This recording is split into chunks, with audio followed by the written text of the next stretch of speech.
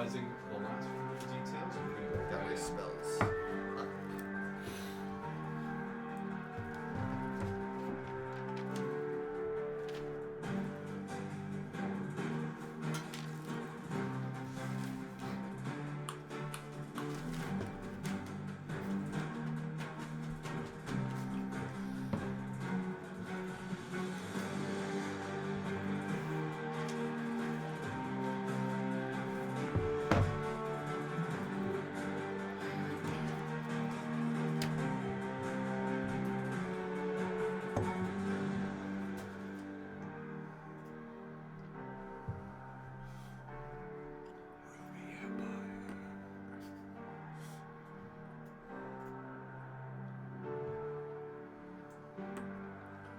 So really this track's going to be another 60 seconds, so I'm really just going to No, I skip. think we've had 100 zombies Skip. mushed into one creature.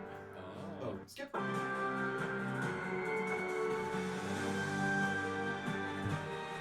Alright, about 20 seconds out.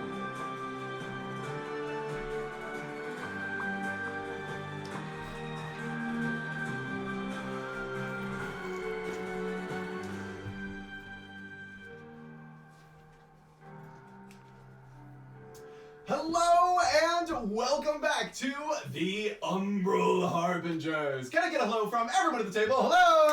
Hello! So, in one word, how are we feeling right now as you stand in front of King Grimthorn? What's about to happen next? Yes. How are the characters, how are the players feeling right now? Concerned. Concerned? Yes. Concerned. Yes. Excited. Excited says Murderous. Murderous. Good. I hope there's murder. Murder could happen. How about you, Ben? I hope there's murder. Concerned. Yeah. Concern seems to be the right message. And why don't we go ahead and, for anyone that has no idea what's going on, my responsibility as your Dungeon Master to get you all the way up to speed in, let's say, 80 seconds? I don't know, someone start a timer, we'll see if this works. Ready, set, go! In the world of Chrysalis, there are 8 stones that map to different forms of magic, with Black Jade being perhaps the most special of all, that of necromancy. 4 Black Jade lords are being terrorized by these massive necrotic beasts from the Umbral corruption at the heart of the Black Jade lords' apocalyptic wasteland. Our heroes gather together on a journey, desperate to get to the heart of that Umbral corruption for each of their own personal reasons. But they first stopped in Widowsburg, where King Grimthorn and his zombie armies were living, trying to figure out what was happening with this Corpseweaver Abomination that was crawling through the wastelands and collecting different bodies in its wake. As they explored the city, stopped a few bandits, saved a wizard, met a priestess and saved some dying zombies and humans, went outside of the walls through a catacomb system, and eventually met up with King Grimthorn. He prepared, lumbering, stepping down from his perch atop his zombies to speak to them directly, saying, "You better have some explanation for coming into my domain." And of course, that is where we are now, on the outskirts of the walls of the Black Jade Lord's city of Widowsburg. How'd I do?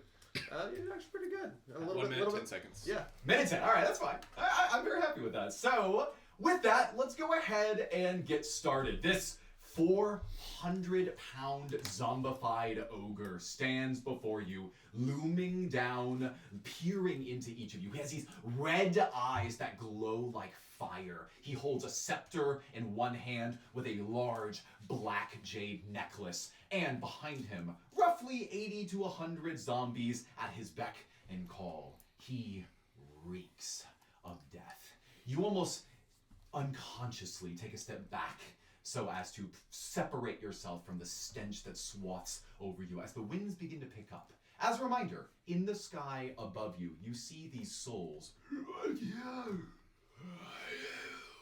drift in and out towards this bioluminescent substance in the sky, some moon-looking thing, as this shade-like barrier over the entire subcontinent of the Black Jade Lords seem to be populated by sprites and spirits. He looks at all of you, expecting a good explanation. What do you do? Well, great. Awesome, guys. Mr. Charisma? We're the...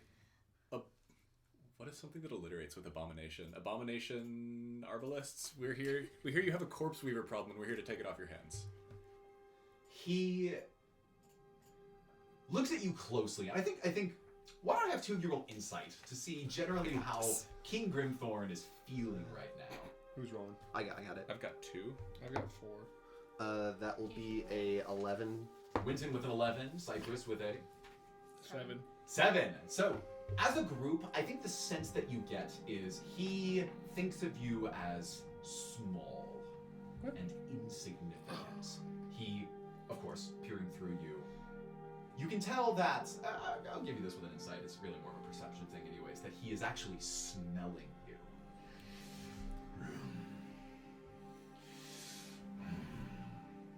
He looks at you, Mordecai, hesitates, smells again, then to Winton, and with your 7 and 11 insights, I will tell you nothing of what those grunts mean. Awesome. You can use your own human abilities. After which he says, "Get out of my way." And he simply raises his hand, holding it to the side, as if any other statement for him would be too much effort to get rid of you. Orientation-wise, which side is he pointing? Is he pointing Corpseweaver side? Is he pointing back towards the walls? Is he Oh, pointing- sure. He's gesturing in such a way as to say, "Go back to town. I don't want to see you." We desire to get to the Umbral corruption. Coming right out and saying it. How does he... So, Grimthorn looks at you even more closely than before, Winton. His eyes narrow, like he's either thinking of something or he is upset by something, angry by something. I think Winton's just angry right back at this point. So do you emulate that? Do you display that anger to him? Do you I don't front him think up? Winton can hold that back. I think he is really upset. Right Okay, yeah. So why don't you let's just do a flat wisdom check. No save, just a check. We'll see kind of how you're feeling. That's an 18. Cool. This isn't intimidation. You're not trying to like scare each other. Yeah, Okay. I think this is more just like how well you keeping up your guys. And yeah. And he looks a little bit closer to you and says, "I don't like people like you. You defy us." And he's breathing heavily. Like with every breath, he has to actually work hard to keep this veneer, this visage of his corporeal form upright. I think that's all I'm going to tell you with that. He says, "We're preparing for an ambush, and I can't have you taking him away from here." He is, I'll just say he's immediately, you can detect that he's getting increasingly agitated, and there's a ripple of agitation from front to back in his horde of zombies. You'll hear them kind of in sequence go, and it keeps going all the way backwards, like it's reflecting from him, it's emanating from him. Well, I mean, this doesn't seem like it's your biggest concern, considering half your forces are at Tombstep. Interesting. He pauses, and he says, "I have plans bigger than Tombstep. Be gone, or else I will have to bring you into my own." And you can notice that without even a direct command, his eyes flash a more bright red. The Black Jade that is on his necklace begins to Belt buckle. shine. Bellow. It's on his belt buckle. Oh, that's right, on his belt buckle because of shine. And then you notice that his horde begins to slowly lumber forward. It's beginning to build over, let's say, the next minute or so. So you have some time to react to this. What will be effectively a semicircle that will surround you as 80 or so of these zombies come closer to you. Do I feel any resonation from my Black Jade to his Black Jade? Short answer, no. There's nothing that specifically keys you in on, "Oh, we have a connection here with our Black Jade." It's, yeah, you were just a guy. Just a guy with a dream. What is everyone else doing at this moment? think like Mordecai's really out of his element. Yeah. Is there... Can I get a better sense of, like, the layout of the land that we have? Are we just, like, in this a wide open field kind of thing? So, I'll tell you a little bit about what you can see from here, but why don't you give me a perception check, and I might give you more. So, what we've established last session was 50-foot walls. Y'all came down and under and around and came back to the outside of the wall where King Grimthorn is. You're basically at the base of the wall, let's say 20 or 30 feet from it. Stone walls.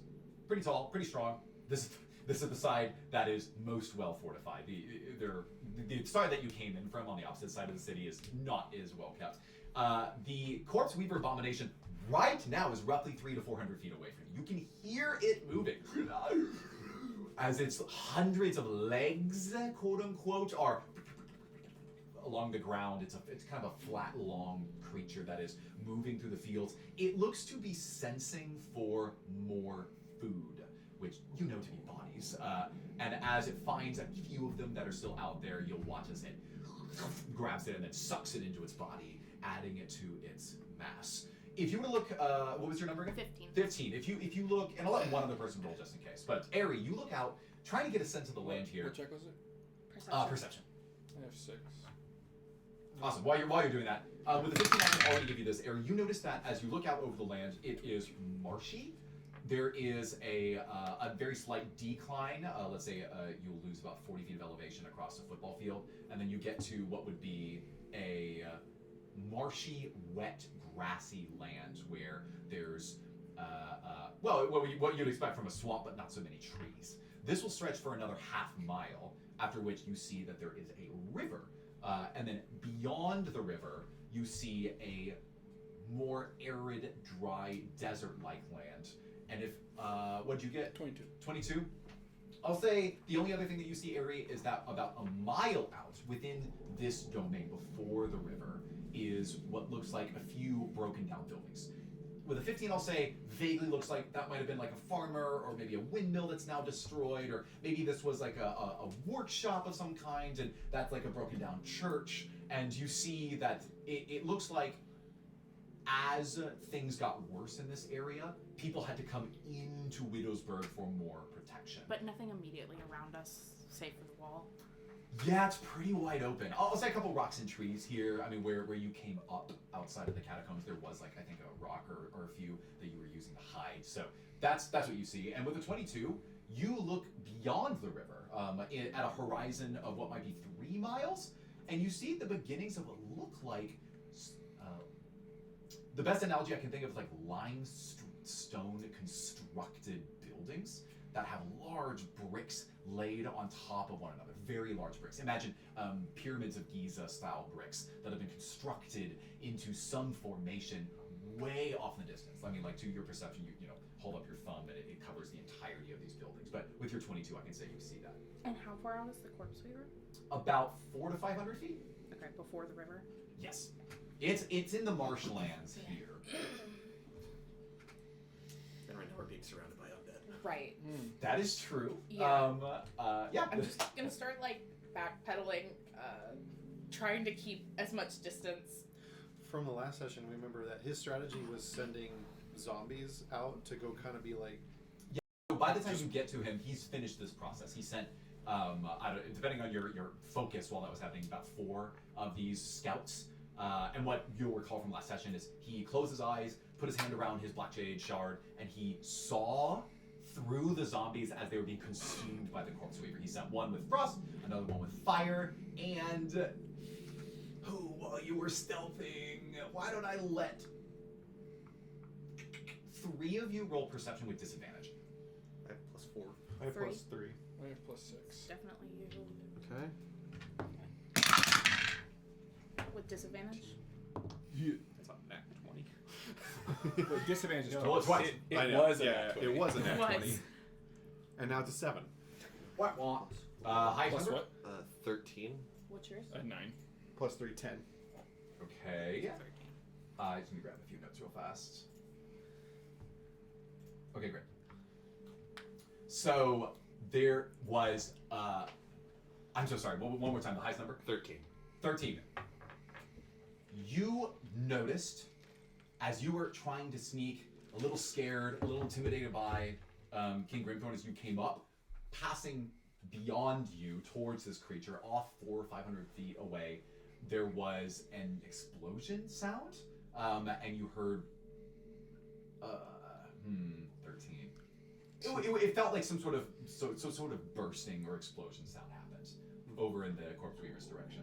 So, my understanding is that we need to convince this guy to let us fight the Corpseweaver in exchange for what? In exchange for pass to the Umbral Corruption? Yeah, so getting to the Umbral Corruption, people would know, and your characters would know this just from your conversation with Helsa or your time before you left Death's Draft, is that getting to the Umbral Corruption requires one of two things.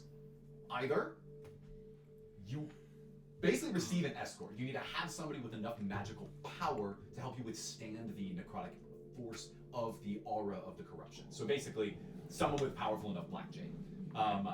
That's pretty hard to find. For example, one of the reasons why humanoids still live in the Black Jade Lords, like the ones that you've encountered in the streets of the city of Widowsburg and others, is that people...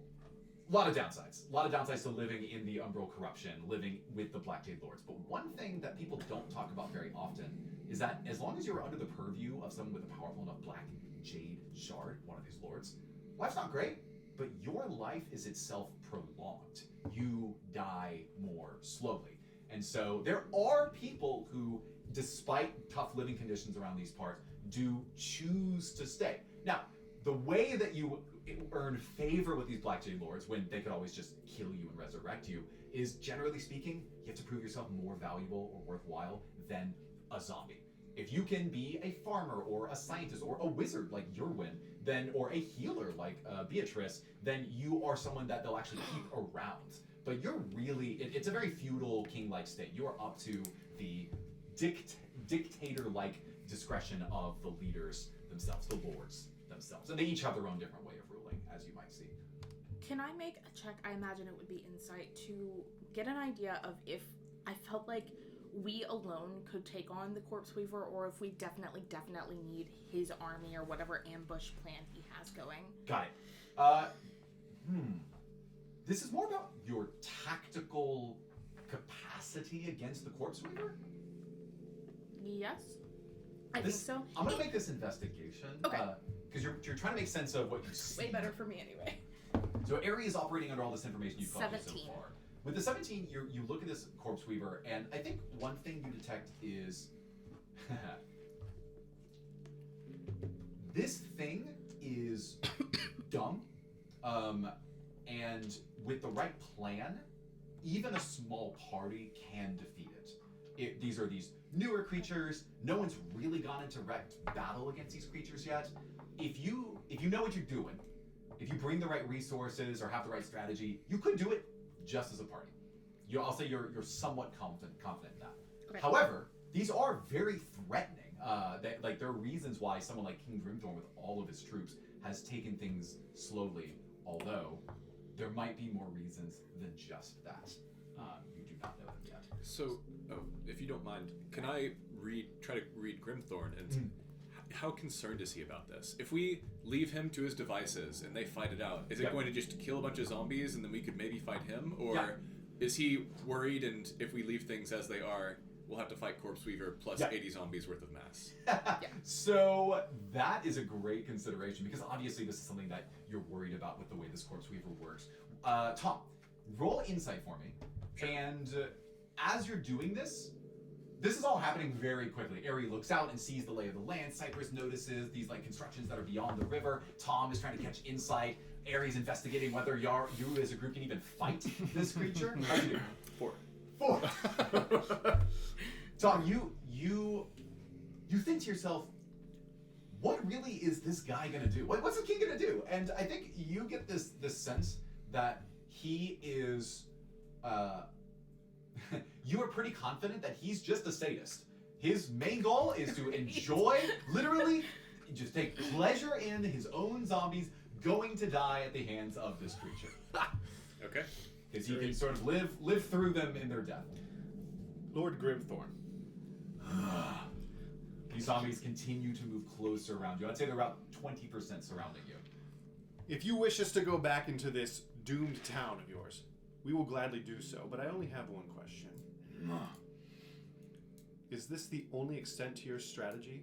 You will only have a certain amount of these minions at your disposal.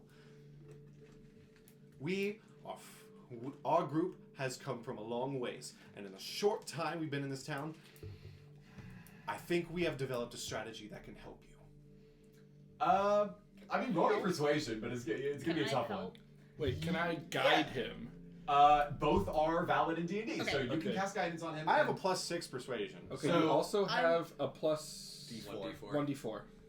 These So are roll a good- d4 as well. these are good- This is good stuff we got here. So Eri, the help action is try literally, triangle. I'm just gonna Oh, give him thank you. advantage. Okay. How are you helping? Yeah, him so with I'm this gonna say, situation? look, you can send as many forces as you want out there. It's only weakening your army. You have better plans in Tombstep. Why don't you let us take the brunt of it? Let us be the sacrificial dummies that you send out there, and we'll weaken him at the very least. We don't want him to go to Tombstone. What are you talking about? Eri eyes Winton with daggers. So, yeah, Eri, why don't you roll? I want this to be in front of the table. Roll to see his assessment of your overall strength. High is good. High is always good for you. What am I It's just rolling? luck. Okay. Oh, good. Am I Just do waiting it. to I roll can after cast this guidance. roll? Can I cast guidance on her?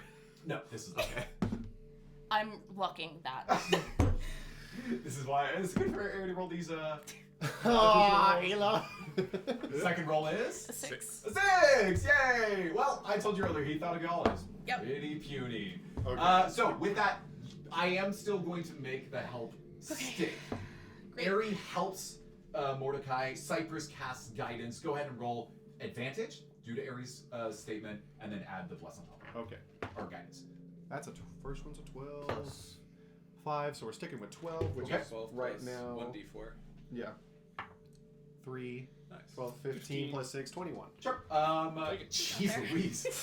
Yeah, I mean, so I'm gonna apply a -4 to this sort of persuasion as a result of him not really thinking you as helpful at all. So I need him to roll lower. Well, sorry, I guess I'll say +4. He needs to roll lower than your number, which is he just needs to roll 21. lower than a 17 17 for you to hit. Oh, great. Cool, 16 to lower. Cool. Oh. You're doing good. See? You're doing good. 80%. Yeah, I'm gonna roll in front of the table. As he stares at all of you, I'm gonna do this for fun. Alright. As he stares at all of you, 17. Wait. Do I use my last luck point on that? Interesting. I'll use my last luck point. Do it. It's I funny. will allow it. That is not rules as written because this is a made Oh, up you're right, reaction yeah. sort of thing. But if you feel strongly, I will let you re-roll this. I feel Odds like are this well in our favor. If matters. you re-roll This it. matters, right? Yeah. Yeah? Yeah. Do you I'm want to gonna- re-roll it? Yeah. As he reconsiders, right on the fence. 4! 4. Okay. He Loves us. heaves a huge, dry, warm, breathy sigh that blows over all of you and reeks of death. Fine. What can you possibly do? What strategy have you come up with in the mere hours you've been in my domain? He leans back, and his zombie horde slows down in their posture. They seem to be waiting for him to give any explicit command. Well, my lord, what have explosions done for you? See, who was the one who said you'll run out of troops eventually? Was that you? Yeah. He looks at you and he says, "See, you're mistaken with one thing. I never run out of troops." And as he gestures, you see that there are other zombies who are carrying shovels. And they are going to what, just from an eye glance, because you happen to travel through it, looks like the catacombs that you were coming from. And along that, you see someone else coming from around the city walls there is a man with a red, like pretty clean tunic. So he's human, he's alive, just to be clear. We have to clarify who's a zombie and who's not in this world. He's got short black hair that's well groomed. He's got an armored chest plate, and he has, other than that, leather armor and greaves and boots. And this man has, and a saber at his side, just to clarify. And he has someone that he's holding bound by ropes as he walks and guides both of them towards you, 3 creatures in your direction. Ropes that Cypress tied. It's Sam and Carter, who have been brought from the city to face King Grimthorn's judgment. You see, Sam is basically unconscious. He is drifting in and out, blood from his head still falling and dripping onto the ground, leaving a trail behind him. And Carter is gagged and muffling in place. And he brings the 2 of them to the front and he says, Lord Grimthorn, according to my sources, these 2 went against your solemn decree by attacking our sovereign's wizard, Yerwin Everclay, within the walls of the city. What is your judgment for them? And the 2 of them are thrust down to their knees in front of him. Sam bleeding from one side and barely lucid, and Carter trying to scream. And in this case, no one removes this gag. They're 30 feet from you, as they are looking directly up at Grimthorn, and the 2 of them, no insight required, are completely petrified. This is it for them. And I think they know it. Grimthorn looks down on them and he says, "What damage have they done?" And this man, you don't know his name, says, "Well, nothing was damaged at the scene of the burglary, but the 2 of them were seen holding Yerwin at knife point and trying to, quote, steal his best stuff. We don't know exactly how they came into arrest, but We do. Excuse me. We did it. Yeah. We saved Irwin. He sort of We saved the best stuff. he brushes off his stuff. He's like, "And who are you?" We are the Adventurers 5 of the Emerald Egalitary Theater Troupe. Yes. You're a theater troupe. That's what we came up That's what we're with. going with? All that time, and that's what you came up Don't with. mind our friend. He says random crap out of pocket all the time. This man he looks confusedly at all of you, but because you're carrying yourself with such gravitas, he's trying to decide if this is in fact real or if you're basically just pranking him. And I think he lands on not taking you seriously. This is the person that you are looking at right now. So he holds these 2 bound but by their hands, gestures at all of you, looks back at King Grimthorn to try to get some sort of reconciliation. Grimthorn, almost bored at this point, doesn't respond. And this man turns back and says, "So, sorry, one more time. What exactly did you do?" We killed one of them and brought him back. We saved your town's wizard. The most important thing out of that entire thing that happened, Winton. We saved your win. We killed some bandits. He is just roll. We didn't kill a cockroach. Which one of us? I'll let Mordecai do it. Oh, 9. Yeah. Come on. Guidance. Yeah, you do still have guidance. Guidance? Okay. Yeah, why not? It's a cantrip. I can cast it over and over again. 11. Great. Now it's worth noting that guidance is very clearly visible. So you're just like, you give him a little bit of extra charisma, and he's got a little beaming light around him as he speaks, and just a little beaming light. And Grimthorn looks and says, I won't make you roll insight for this. He is shrewd. When he looks, he's examining for tactical potential, and instantly, I'm just going to tell you this because he's about to speak to it. He looks at you, looks at the wound in Sam's head, and looks at Ares' back, where a short bow rests, and then says, "I think that they speak the truth.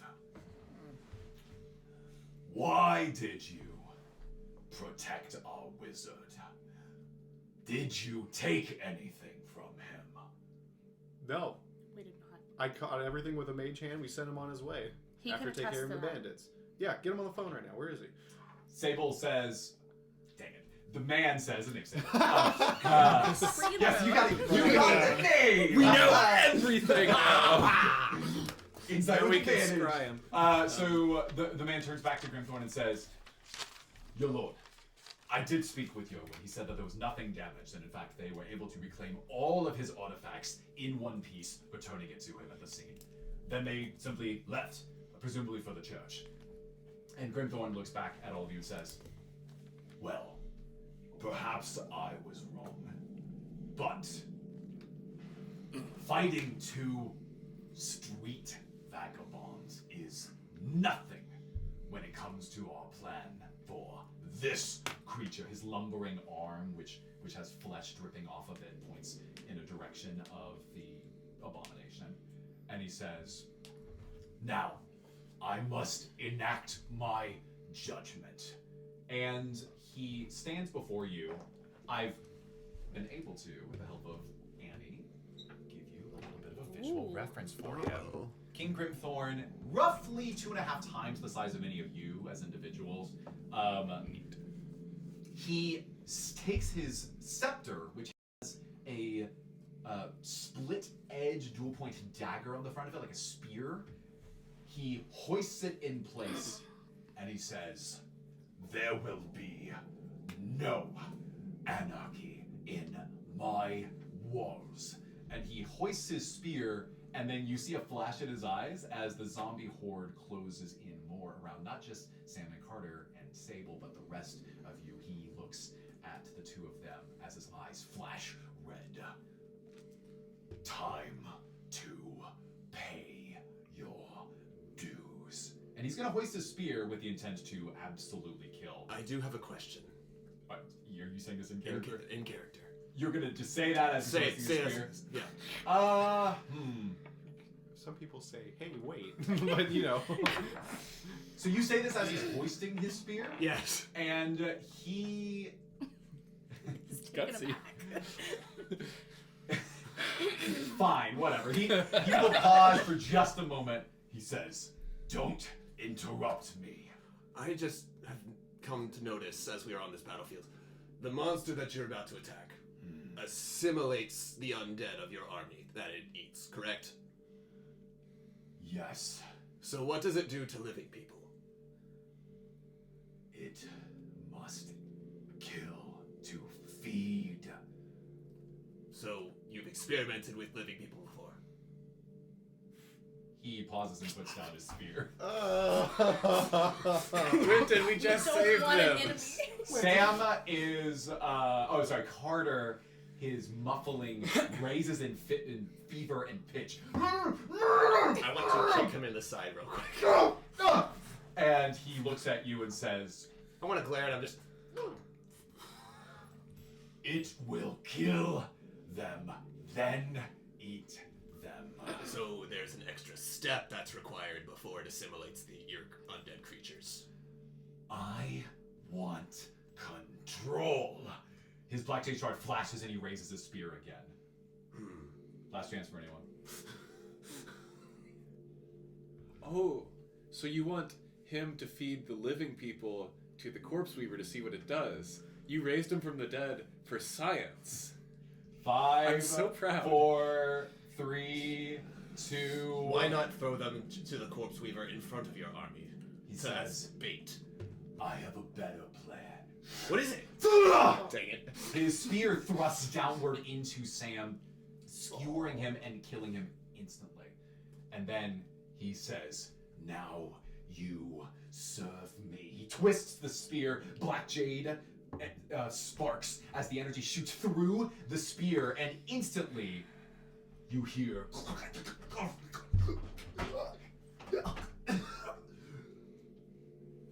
Sam rises, standing up, grabbing along the spear until he has enough strength to rise himself into position, his eyes glazed over with decay, and he stands solitary, solemn, deadpan at he lifts his spear again. You will serve me. Last chance if there's any other choices. 3. I walk away. I just close. I Start just, walking There's away. no stopping him. This feels Yeah. like he really wants to do this, and I don't think we have any other say in what's going to happen. Right? Yeah, there we go. And Sam and Carter both die to his spear as he Worst fate. both stand and are now zombies for the Horde. Smaller than the average zombie and clearly less decayed, but they simply, unceremoniously, take steps until they join the rank and file looking of all the others. when I looked away as he was about to stab Carter, could I look at his belt where the Black Jade is? Sure, yeah. Like, What you doing? I want to see how is it latched on? Sure. It is. Like, is the belt latched? No roll needed. It is fastened as you would use a jeweler to fasten a gemstone onto a ring. How's the belt fastened on? It's through leather straps and belts. How stealable does it look? Is what he's asking. I think my short answer is not very, but anything is stealable in D&D. So I won't even make you roll. There's not much more to be gained from that unless you do something specific. No, I just wanted to know that. Yep. So as all of this happens, let's have someone roll just luck for the Corpseweaver. So high is always good for you. Who wants to roll? I'll do it. Not me. Doesn't count. Okay. There it Never goes. counts. Never counts. Well, all right. Then. I'll do it. Yeah, thank you. 7. 7. At this point, you hear in the distance, about 400 feet, you hear as it starts to turn and smell the air. These, what do snails have? The Slime. it starts with The stalks? Proboscis? yes, but a different word. It doesn't matter. You start to sense the air and start moving in your direction at a very slight diagonal. I would estimate that it gets 100 feet closer, 300 now, roughly about a football field away from you. How fast was that? If we moved 100 feet in one turn? Not in one tick? turn. Over the course of, I'm not going to do the math for you. Let's say roughly 30 seconds or something like that. Faster than us. Okay. So as he looks at you, back again, Mordecai says, "Anyways, I have a better plan than simply feeding corpses without a purpose." And he pulls in. He basically commands a zombie ogre to come forward. And this is like him, not as big, but this ogre has effectively a large leather cloak covering that covers its face. And as it comes forward, it has a large leather satchel. And inside of it, it begins to produce what looks like a black. It's not an orb because it's not made of plastic or glass.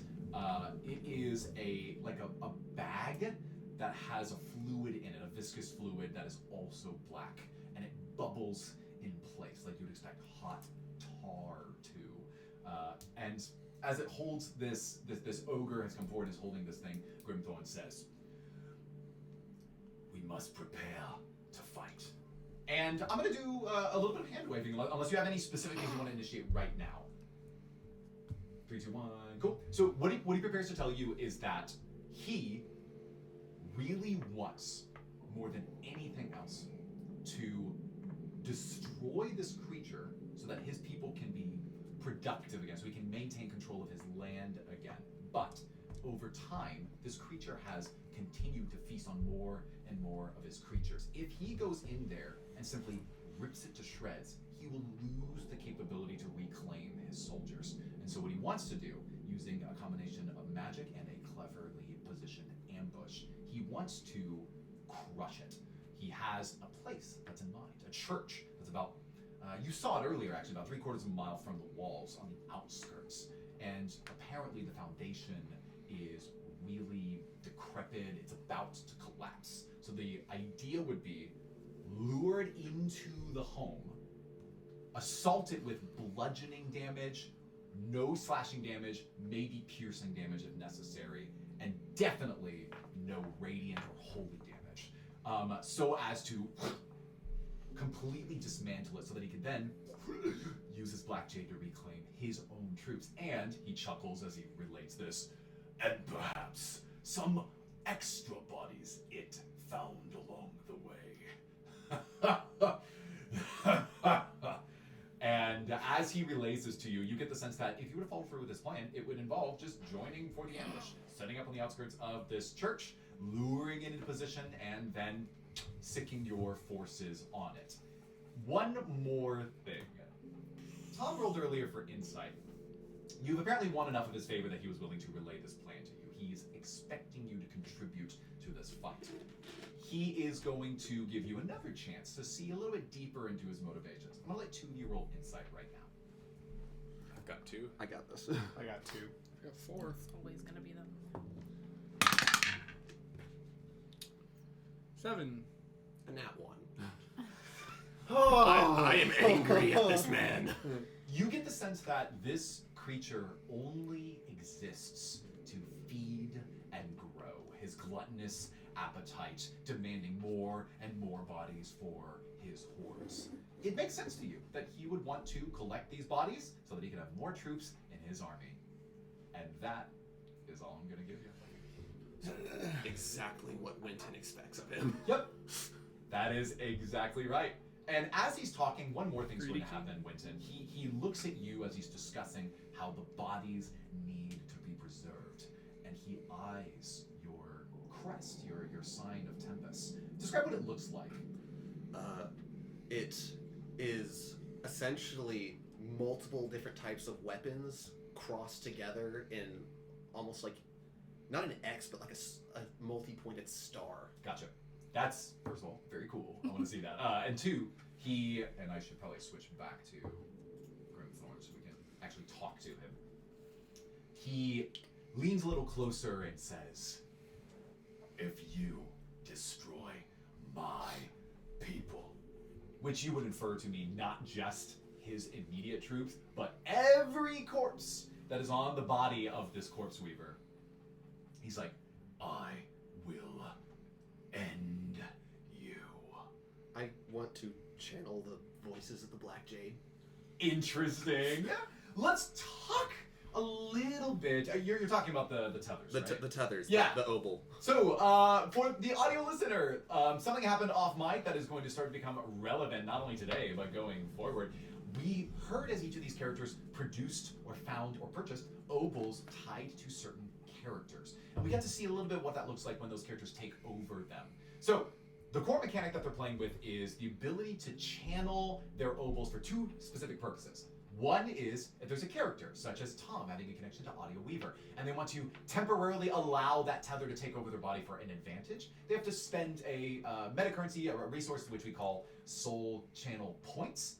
But the way they earn that is by fulfilling on those souls obsessions or desires. If they willingly let one of these creatures overtake their body because of something that is character driven, that that person obsessively wants, think of it as unfinished business for ghosts, then they will gain points what they can use for combat or exploration advantages. So to that extent, Winton, tell me what you're doing with this tether ability you want to use. The voices that are in my head, I want to let them speak through my mouth. All of them. No. You want all of the voices in your head to speak through your mouth. Interesting. Or what are you trying to achieve with this? He just told me if I destroy any of his people, he will end me. I want to tell him he already did. To intimidate him, or to persuade him in order to believe you, or to let him let you keep your holy crest, or like what's your goal? I'm essentially telling him that I'm more connected to the dead now than I want to be, and that has probably both strengthened my ability to manipulate the dead as well as weakened my ability to stop him from raising them. You want to motivate him to not try to raise the dead? I want to motivate him to... I don't want to say I'm trying to gauge how difficult this is really going to be for you. I know. So you can be ambitious, but it's a harder role. I want to tell him that I'll do what I want, essentially. I want to tell him that You don't want to ask for forgiveness. You want to ask for permission. Uh-uh. Or you just tell. You just want to tell. I want to tell him that I don't care. I don't know what's gonna happen. So why don't you roll intimidation with advantage? Use that one soul's channel point, and we're going to have the table play that out. So this time, this will be fun. Jordan is going to speak. He's controlling the voices. After he speaks, everyone in a chorus is going to. I got a unnatural 20. Okay, good. Jordan was emoting to himself. So when Jordan speaks, everyone is going to repeat that in chorus as creepily as possible. There are canonically 7 voices in your head. I thought I might as well just give you that number. So this is about right. This room should be able to reflect it. So we'll give you for, maybe 20, 30 seconds the ability to say anything you want in these voices. King Grimthorn says, I will end you. I'm already dead.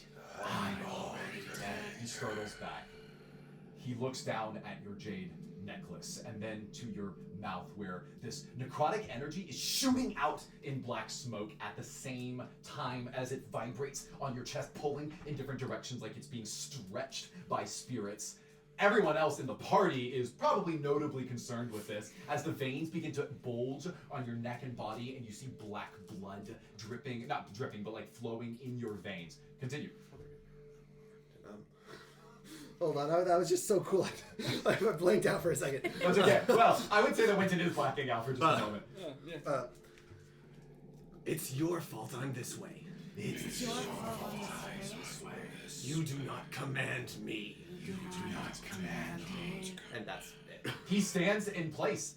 And just as a reminder, Jordan rolled a natural 20 on this Unnatural 20. Modded. Modded 20. Okay, got it. And unnatural and a natural 20 are very sound. Okay. A dirty 20. Dirty 20. Yeah, I like that. Dirty 20. So he startles back, and I'm gonna say, no roll required, he remembers you, Winton.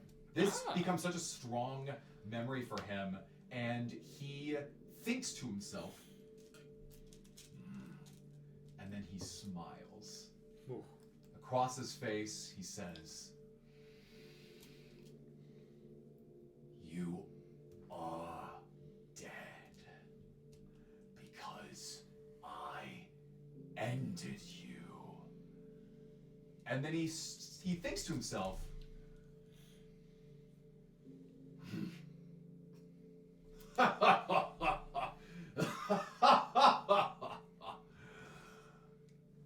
he holds out a hand, a big, like grimy, slimy, gross hand.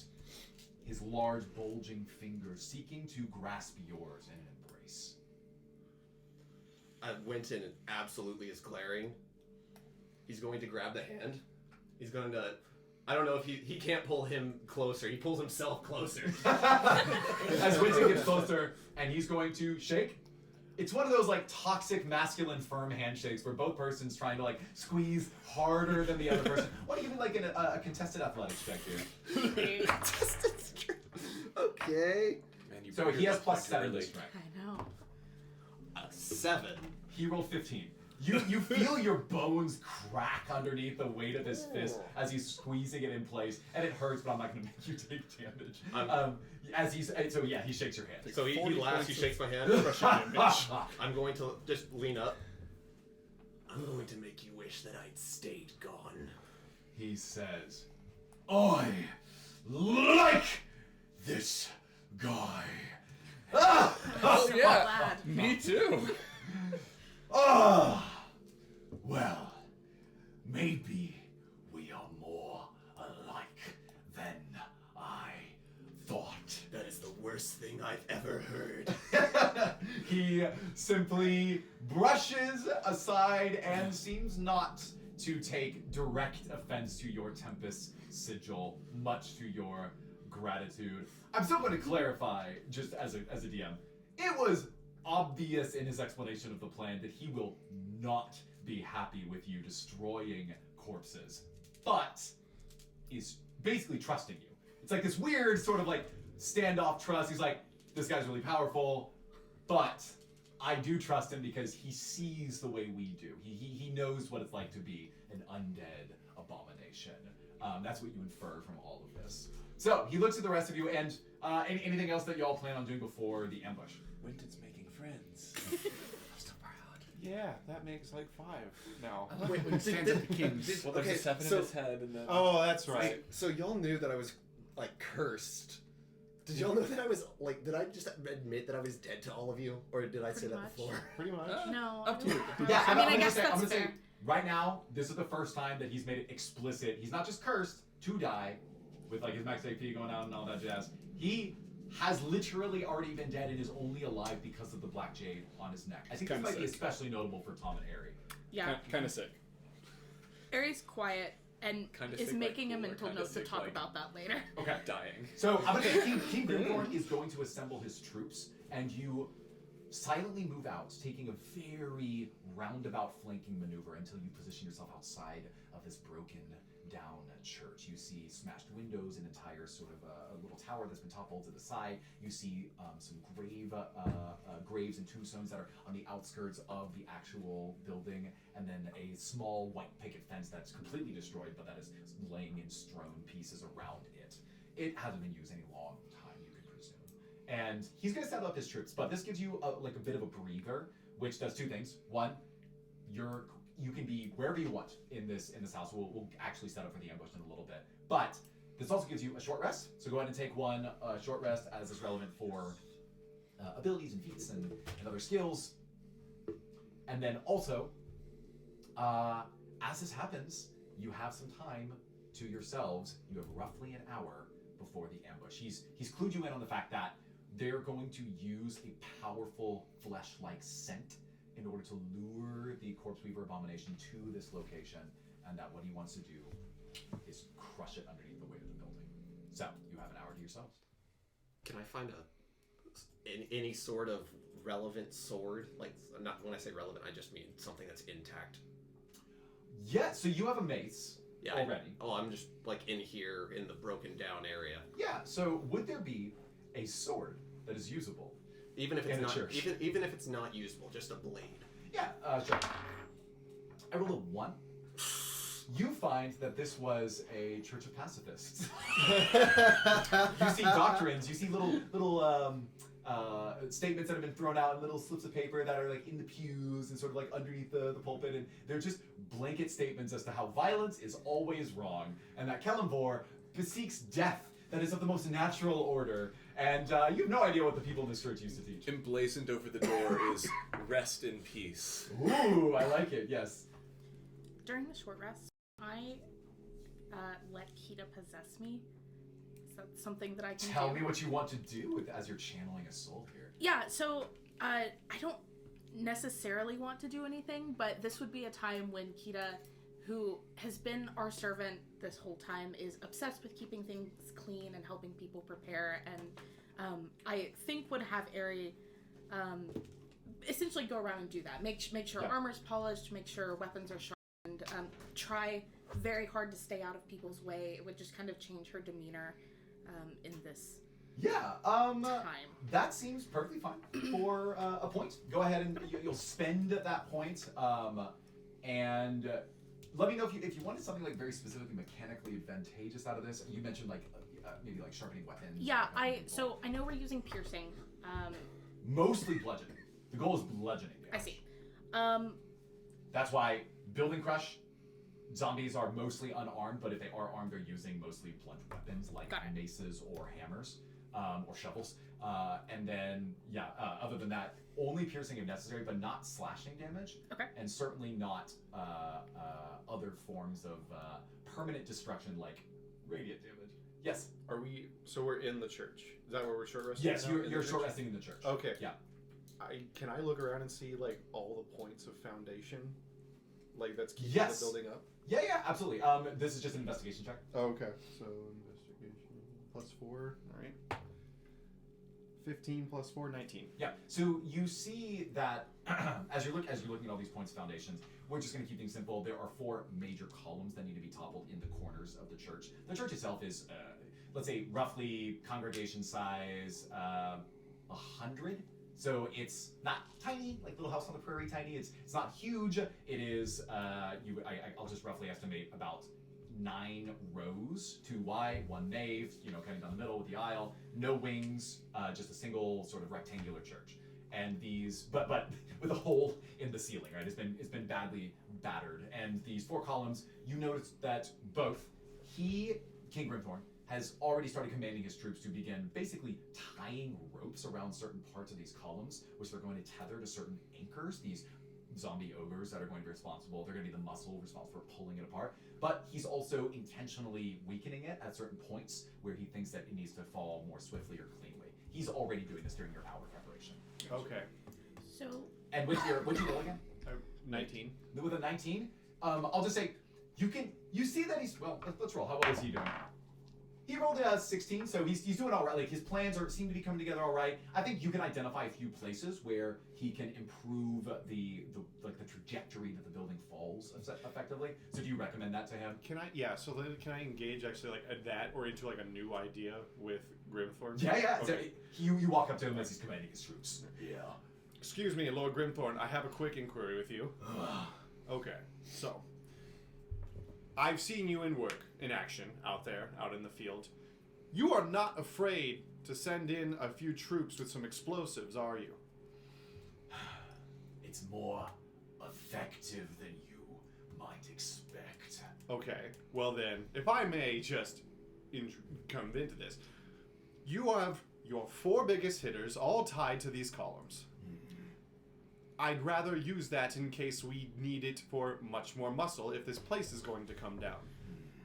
Why don't we strategically place 3 troops around each column, 3 smaller ones, all with explosive, and on your mark, when we lure it in here, we topple the building down, and as it's trapped, we have our bigger hitters coming in from all sides. Instead of role-playing this, I'll kind of go quickly back and forth with you. He doesn't have access to real explosives. You will learn this just from talking to him, but part of his plan includes using what is a plague-like combustible necrotic and poison damage that is not a fiery explosive. It is a bomb, but it's not a fiery explosive bomb. It is a bioweapon. That's that black pustule that I mentioned earlier. And his plan is to use that to knock over he can't use it to knock over pillars because it's goo, it's not. Right. Okay. Oh, that's lame. So I have mold earth.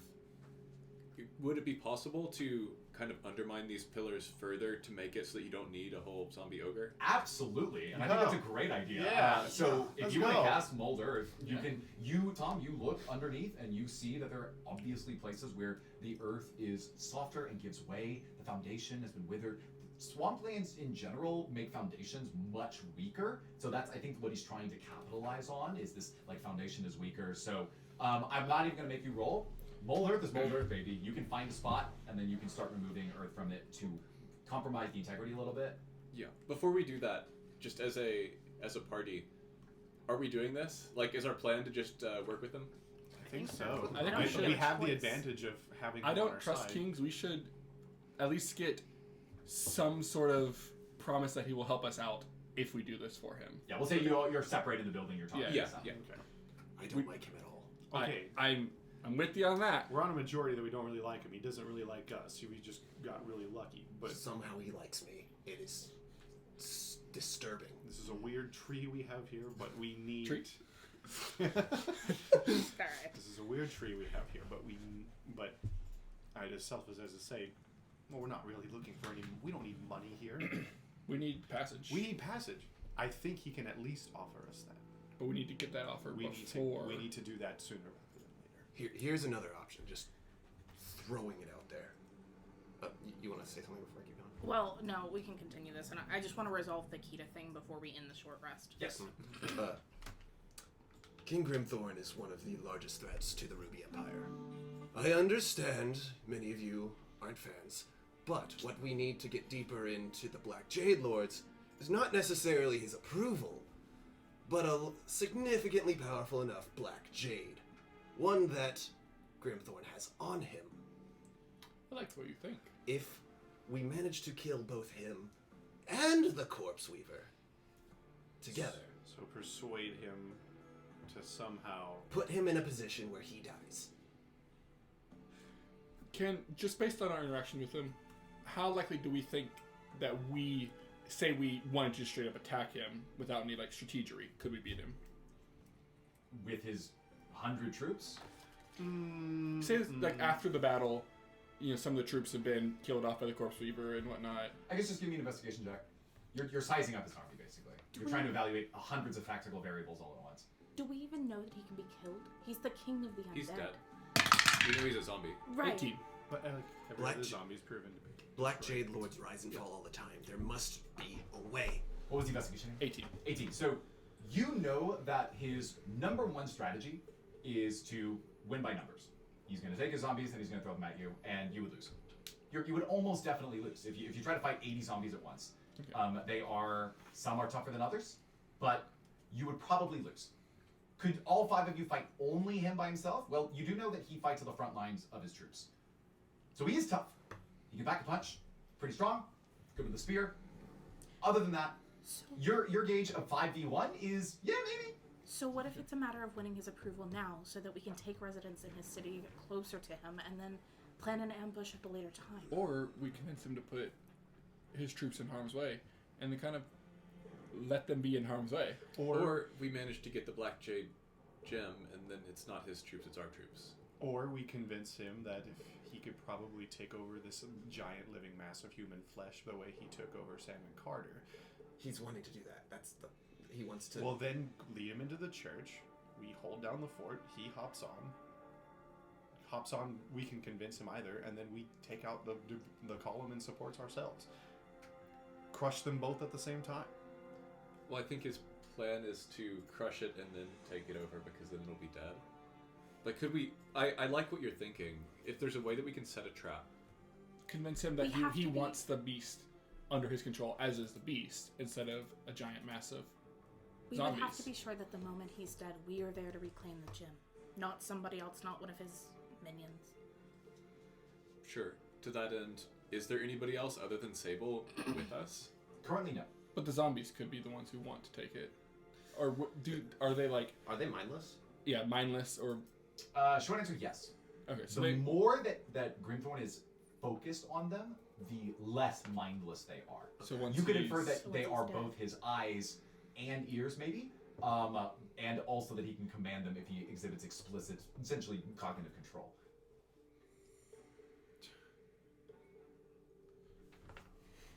Yeah, I mean, we can always just punt it. We can try to get it later. Do we have any reason to fight him other than... No. He's a king Yeah. and tyrant ruler. Okay. So other than, to establish 2 ways to move forward, just to keep things nice and crystal clear, this creature, Black Jade, absolutely has to be powered by some powerful form of Black Jade. You would infer that it might be on its body. So killing it is one way into the Umbral corruption, maybe. Grimthorn, Black Jade, has a really powerful Black Jade. Where did he get it? Nobody knows. But it's one of the largest Black Jade in the region. You can infer that he would have gotten it closer to the source of the Umbral corruption. You might infer that the aura that his sort of life-prolonging capability gives would, 1, Winton, stave off your immediate death, but 2, actually allow you to get closer to the center of the corruption. I think we should consider this a plan B. I think it should be plan A. We have his trust. Let's weaponize it. Let's weaponize. We perceive you have his trust, yeah. We perceive that we have his trust, or at least Winton- he likes. At least Winton he has his really trust. likes Winton. You're the linchpin, bud. Right. We have a rogue. And You like stealing things. do I? I think you do. More of a natural talent. You are a great thief? When I have to be, but I don't think that we Remember have the to camera? Camera? You've stolen before? be. Anyway, We almost did. We didn't need to. Things were. So, you Is are this- not is students this and an you are not appropriate thieves. Hey, it's an appropriate Correct. question. Does Grimthorn like to eat? Is he like a gluttonous dude? Like he's a zombie, so what does he eat? Does he not eat anything? I can't. I guess first roll a nature check. Not me. This is my approximation of your character's knowledge of zombies. Wait. Yep. Lots of No carry. zombies. I in don't the have Opal. guidance anymore, right? I'm gonna ask a question to someone. Probably Okay. not. Okay. Okay. 10 plus. I just saw this. This is a tough check. Just to let you 3. know. 13. So, all living things eat. All living things eat. Oh, great. They have to get sustenance from something. I say eat it in quotation marks. There are animated things. Is he- that get Do, it. do you also say living in quotation marks? Right. Yes, yeah, yeah. All Okay. living, Okay. all quotation marks, living quotation marks, things quotation marks, eat Great. quotation marks, and I think all you know is that his personality is gluttonous. He clearly wants more and more and more. The way he eats, you don't know. You haven't watched him eat yet.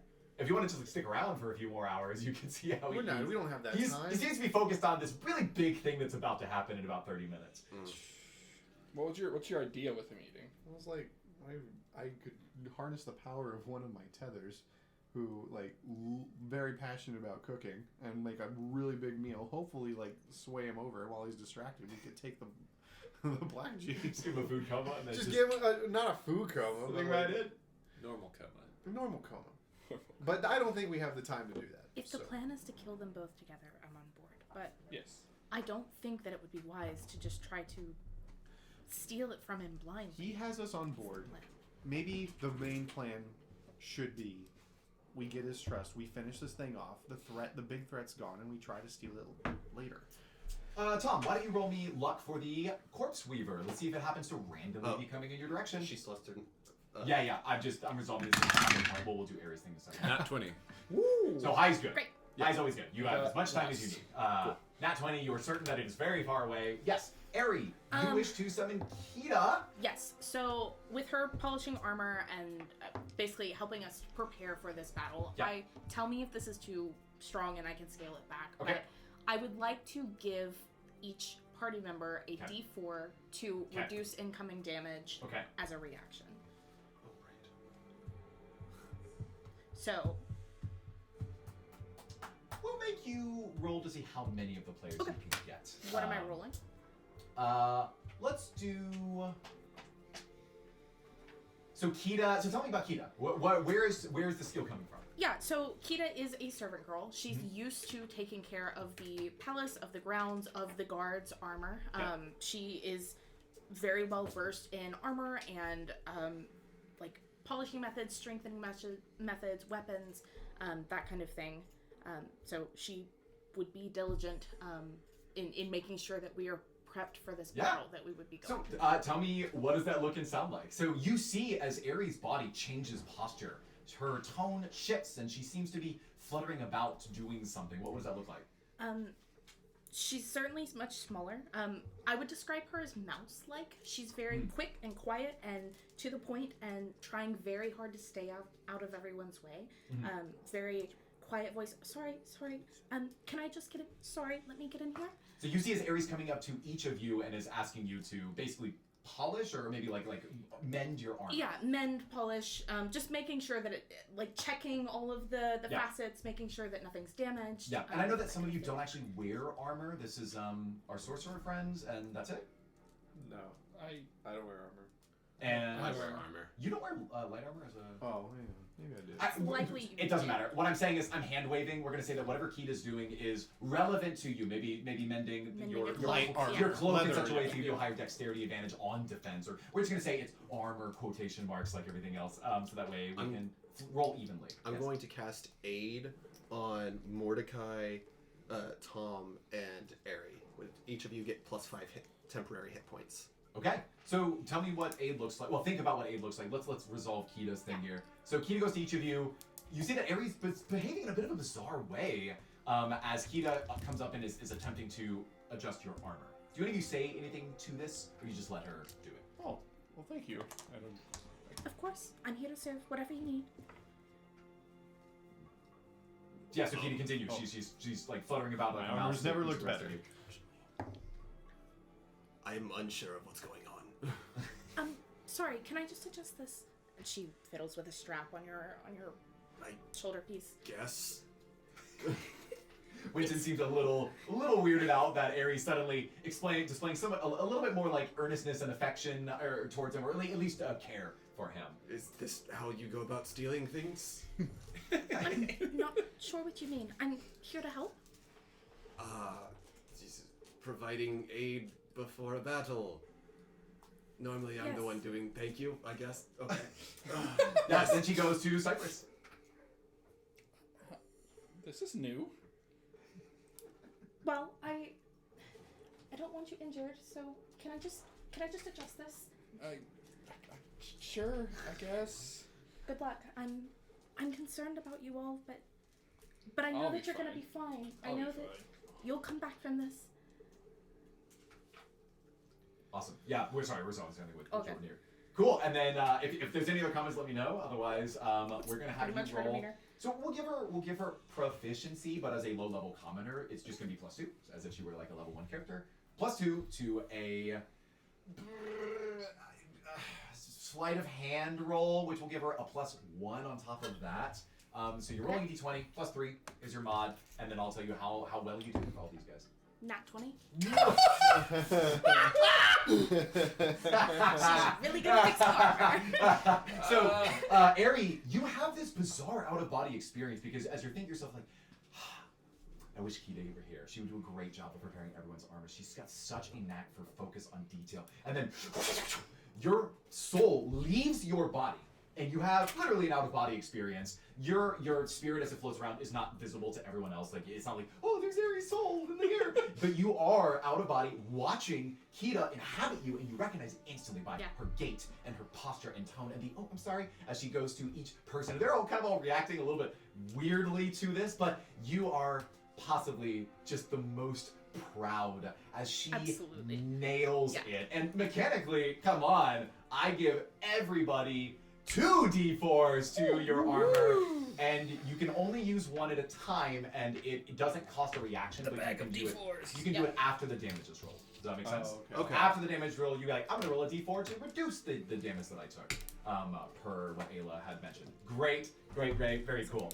So you but in universe, the rest of you are like, yeah, this feels really good. Like I feel like I didn't I'm notice ready. that was loose. I'm ready to go. Yeah, exactly. You're like, I didn't even realize that. I feel lighter weight, or I feel more densely protected. You know? Awesome. Yeah, so I think as this is going on, Tom is trying to figure out what's happening. Because I guess we've seen some of this before, but usually it's Winton who's the possessed one. And so I guess see if I could figure anything out Arcana-wise. Like, is there an external influence on her? Yeah. Or is this an airy thing, or what's happening? Give me a pretty easy. Well, Because I think at this point I haven't been possessed. is this Arcana? You're trying to make sense of what specifically is happening, or are you just trying to get the sense of if this is airy or like what's going on with airy? What What are you trying to? Tom doesn't really care what's going on with airy. Tom So cares it's about Arcana. what's going on Yeah. in the Black Jade Lords. But you're an int build now, right? No, I never switched it over. Oh, okay. Well, I mean, so I that have means- plus 4. It's Okay, fine. yeah, Arcana. Proficiency. Yeah. So that's 19. Okay, sweet. Yeah. So here's what you think. Your memories kind of flash back to some of the discussion that you and Adia had in her lab, and one of the things that she would express to you is that one unique trait of Black Jade is that it's a very transient stone. It's constantly storing things and sending them elsewhere. And one inference you could make from that is that it is almost designed for things that are moving from one state to another, from life to death or back again. It can store and then release energy, and as a result, an inference that can be made about how necrotic powers possess souls is that they can quickly switch out for something else. And so with a 19, I'm just going to say, you remember this, you're applying this to what you see in Aerie, you're like, I can already tell that this isn't really Aerie's behavior. Is this something from the aura of the corruption?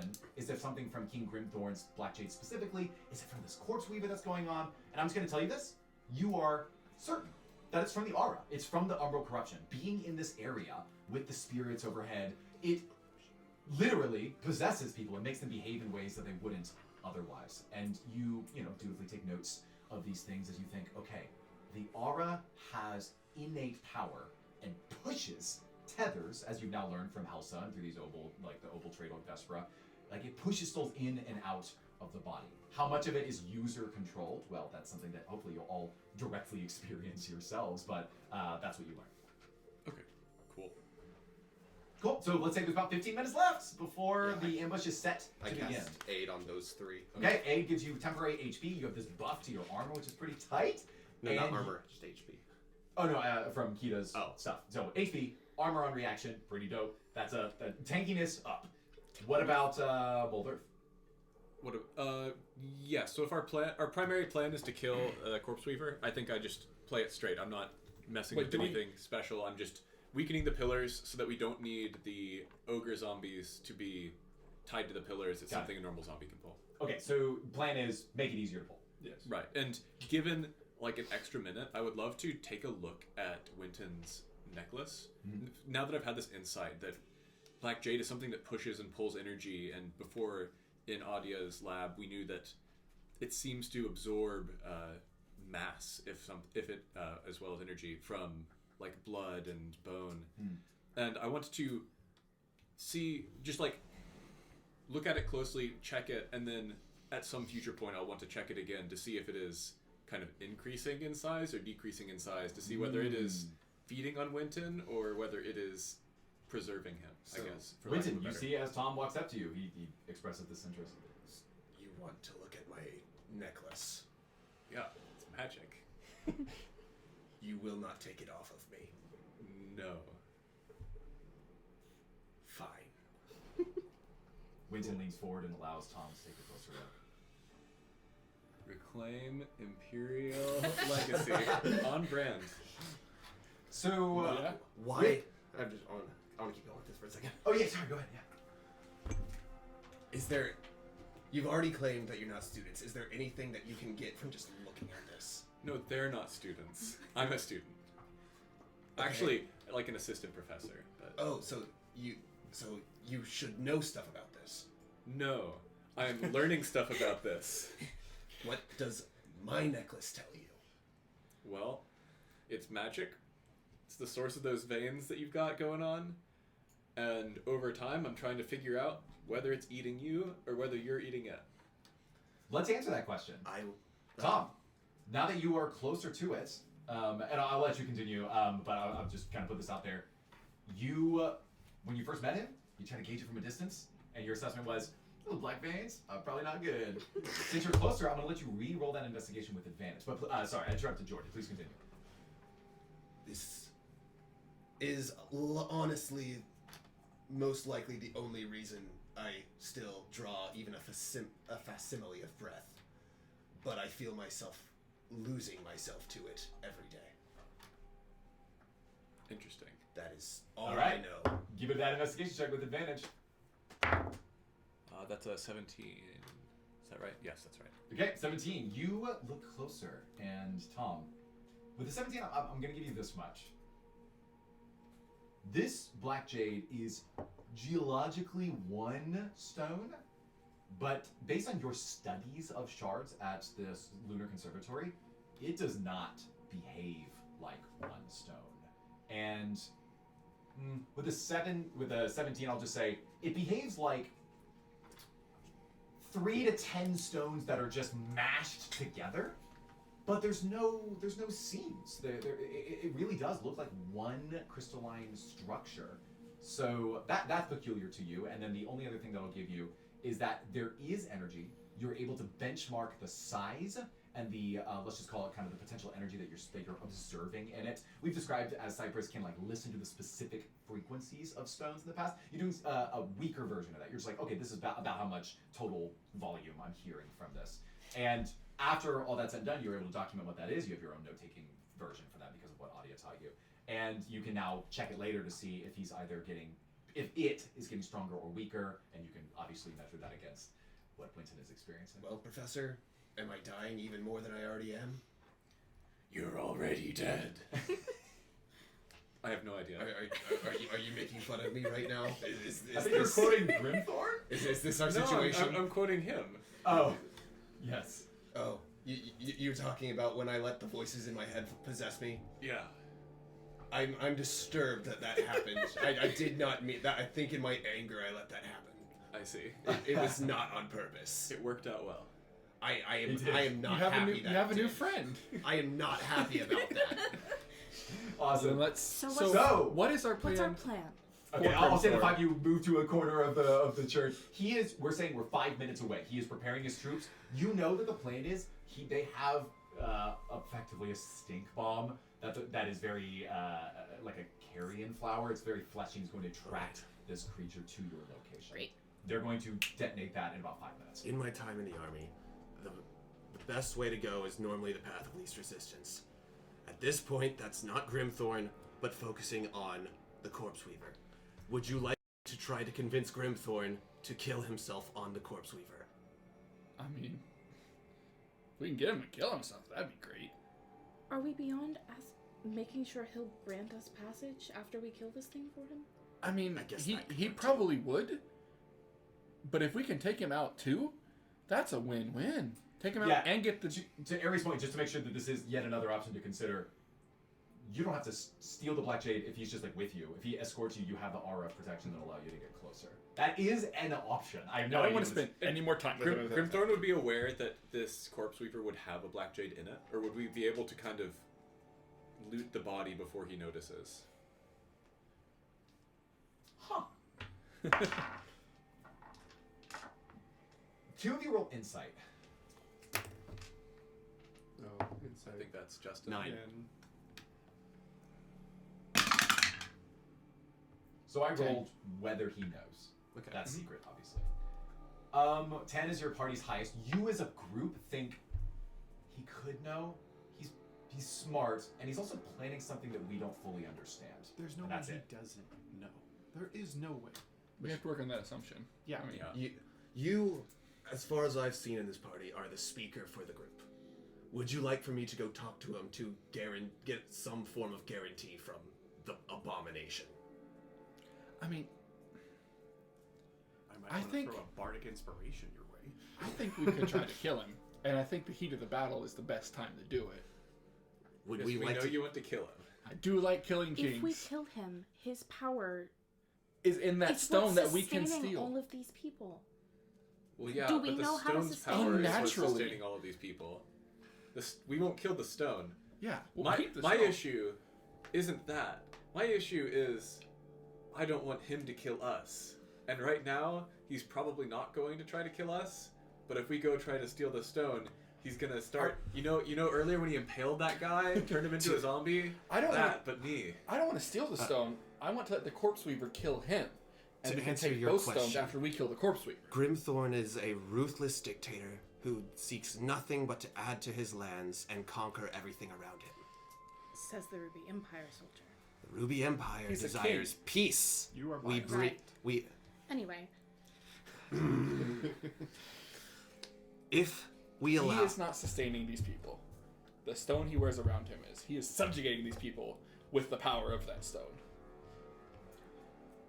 I would just like to put out here real quick about a little anxiety I have because I have no fighting experience with monsters whatsoever. I'm afraid of death, and I have 2 daggers, my fists, and nothing more to my name. So I'm along for the ride. I just want to put that out there. Professor, why did you bring a civilian? He didn't bring me. I came along. he's our passage Because here. my friends are here. Why did you bring him? He's our passage here. He's And a- he's more valuable than he leads himself. He will be a good asset to us. No combat experience, afraid of death. He's got a camera.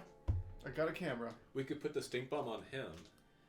Or an He illusion. can be bait. Yeah. Or how about I can make an illusion and a scream of some kind to get it in. You know, there's more to me than just standing there. Can you create a I would have Uh, fought directly alongside Mordecai, right? In Krya?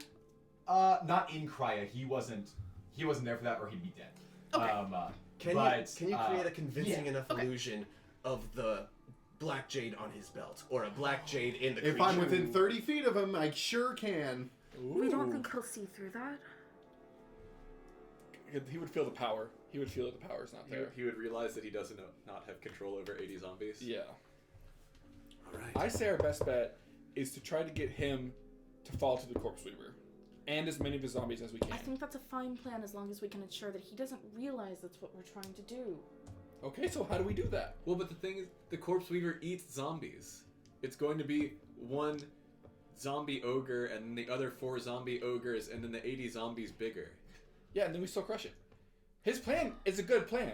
How do we get him on the inside of it? I could try to convince him. I mean, yeah. It's worth a shot, and if it all fails, then we just I keep trust your crushing it. words. You have managed to convince people so far that I've seen, at least just through words alone, instead of... What am I supposed to do? Just walk up to him and go, hey, what if you did it out of honor? Tell me what to say. Go do it out of honor. Okay. So the party back and forth stressing about the decisions that they have coming up. It seems as though there's kind of a split, not in the party's desires, but in the tactics they wish to take to go forward. I think chief among them, plan A, is go with the plan as stated, presuming or feigning allegiance to King Grimthorn in this fight, but trying to manipulate the circumstances of the battle to put Grimthorn in the position where he might be crushed by the church or killed by the Corpseweaver in the heat of battle. Yes. I want to. So I want to kind of nod, and I want to start walking towards King Grimthorn. not If anyone going wants to stop me, Wait, he is not going to outright do that. He's the dictator. He's the link. Like he has no, like, as far as I'm concerned, there's no honor besides just having power over people. But we know he does like fighting frontline. But He has does. to, and But we might know take he's honor in not it. stupid. He's not going Right. to stand in the middle of the crumbling church when the plan Why is are to we taking knock this over the risk crumbling now? church. Why don't we postpone the risk if we have to take I it agree with after Aaron. I know Yeah. that you want to kill the king. I get that, but Yes. we have bigger problems But- at the moment. If we postpone it, the odds are stacked against us. Here we have another force That's that's if the weakening original him. plan doesn't work. That's saying that our plan B has to be the only plan that we go with. What do you mean the original plan? The This is plan is that when we kill this Corpseweaver, we A, get the black gem off its body, or he grants us passage with his gem. That's probably going to work. I'll go make the deal for the passage. I Let's go make a deal for passage. okay. I want to. Bardic inspiration on this I want dude. I want to walk Please. up We to have to take this Grimthorn risk. I- Can I This cast? is in the last amazing. 5 minutes. Can I cast Bardic Inspiration? I want him to have all the persuasion he needs to do it. Can I cast guidance on myself as I walk up? You can. There's a chance he'll know that you cast guidance, but Then like not that. people in this universe, people do it. People do it when they care about the outcome of something. So if nothing else, he will know that you care about this conversation. Okay, Assuming he And then- knows what then- guidance. then I'm going to slowly follow Winton and hide, so that way he's gonna have this because I can I can be added. Wait, this can be added after seeing the roll, but before knowing the outcome. So Yes. he could roll, and then I could cast Yes. Bardic Inspiration. Don't forget that. You can wait to hold Bardic until after he rolls. Oh. Don't Okay. you cast it and then he can just use it whenever? I'm casting guidance. That is true. Yes, you can give it If to you him. can cast it, he Oh, just has it within his Fine, pocket. fine. Yeah. Well, I don't want to Yeah. waste it if you do Yeah. a good roll. Just so yeah, I'm save gonna it follow before. behind, and Winton's gonna go talk to Grimthorn, and I'm Sure. gonna be listening. I'm casting Yeah, guidance on myself. Just FYI, a house rule that I have, it's kind of the Baldur's Gate 3 rule, is you can cast Bardic on reaction. The rules is written in 5e is he can use Bardic you've given him on reaction. I just buffed that to where you can just cast it on reaction. Okay. It's really the same thing, whatever. This is it. This is your last few minutes before things happen, unless you can like convince him to stop or whatever. So Grimthorn looks at you, and he's. I guess you just walk up. He walks up as he's talking to. He's like basically gesturing his truth. I guess I should mention he doesn't. He talks, but really most of what he's doing is controlling using this Black Jade. He doesn't really need to say much. Sable is standing next to him. Jade Lord. I don't like you. He just sort of slowly rolls his big shoulders and like a belabored shrug. I have not made that a hidden thing. So, I'd like to come at this from a place of honesty. You killed me, and now the souls in my Jade want to go to the Umbral corruption. I can't do that without a better Black Jade. Will you provide passage if we help you get rid of this abomination while not destroying the corpses? Why don't you roll me persuasion? okay, with guidance. Yes, you do. Give me that Bardic, please. Oh, okay. I cast Bardic Inspiration. Get a plus D6. Do you say anything to him? I was like, You're doing great. You're doing really great, Winton. Perhaps next time don't open up with not liking him.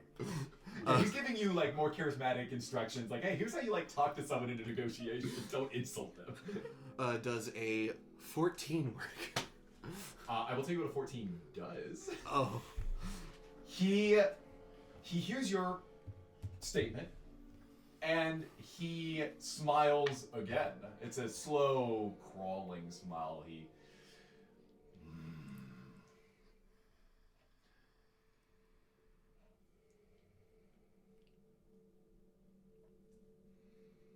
I will reward you based on what you earn. And that's it. I want to glare at him. He stares at you.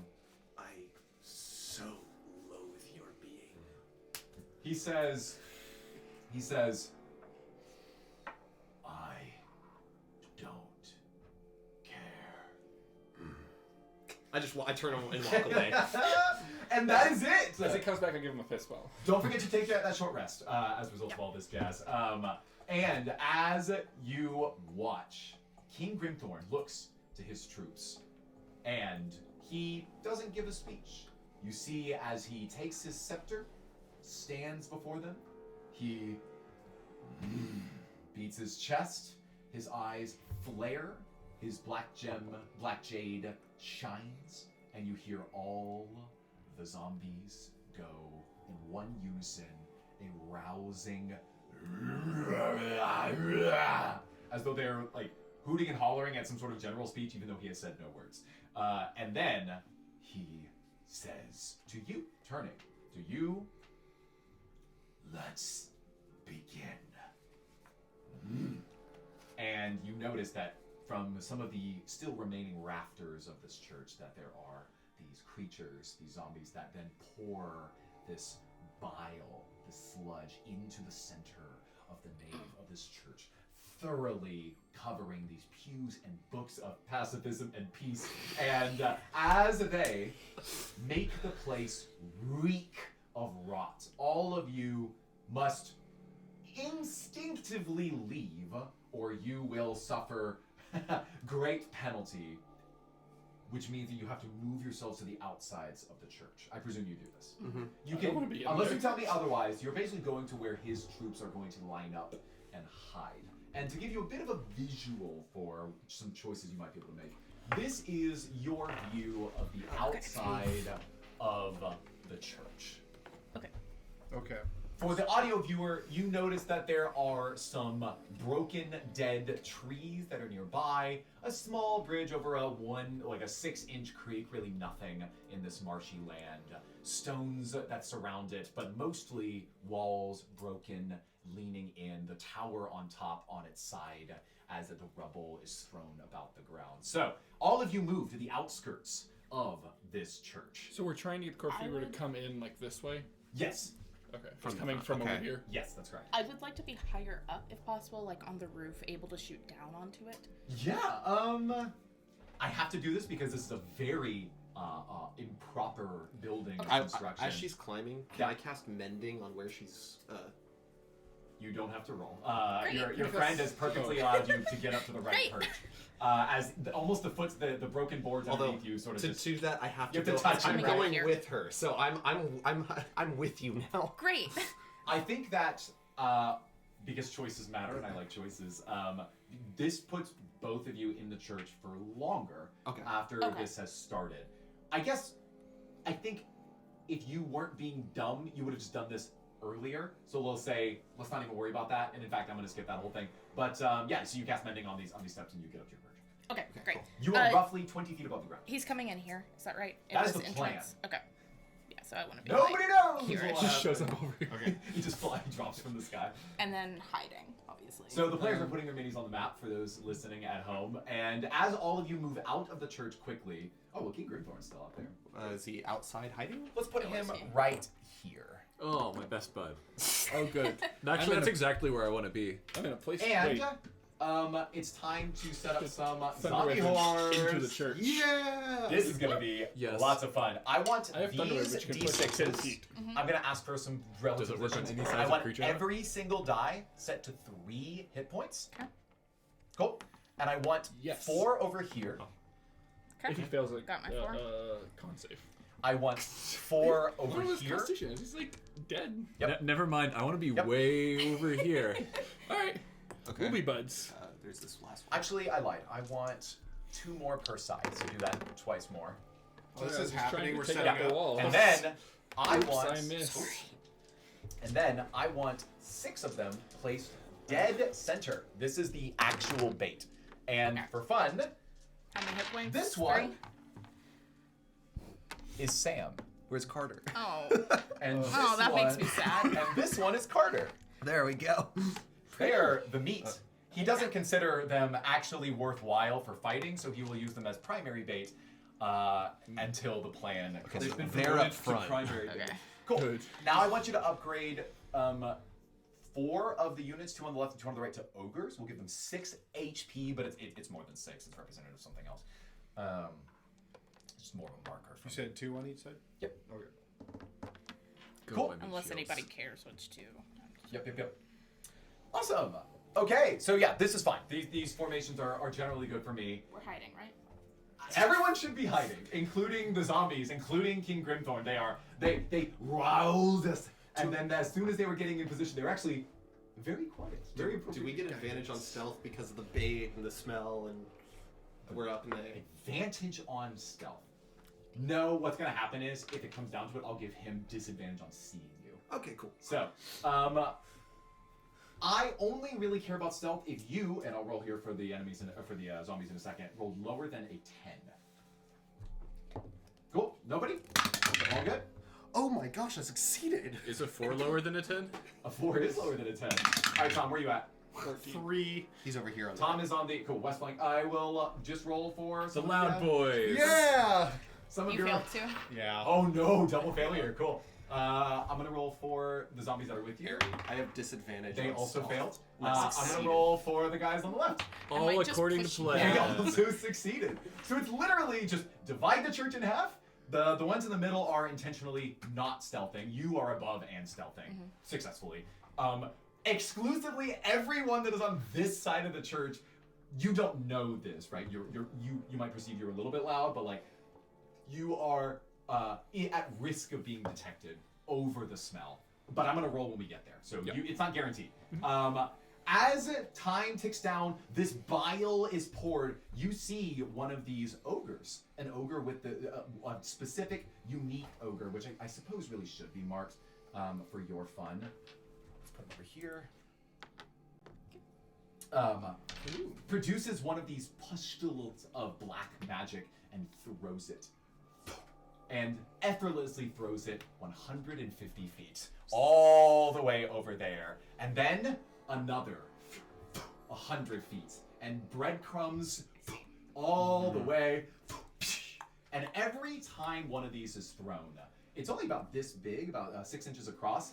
It produces an explosion, a burst of black liquid that showers out, let's say about 2 feet in diameter. But you could infer from the one being thrown close to you that they smell so bad. There's a bit of a blacky green smoke that emanates up from it. And as you all stand in position, ready for this ultimate ambush of the Corpseweaver Abomination, are there any last words?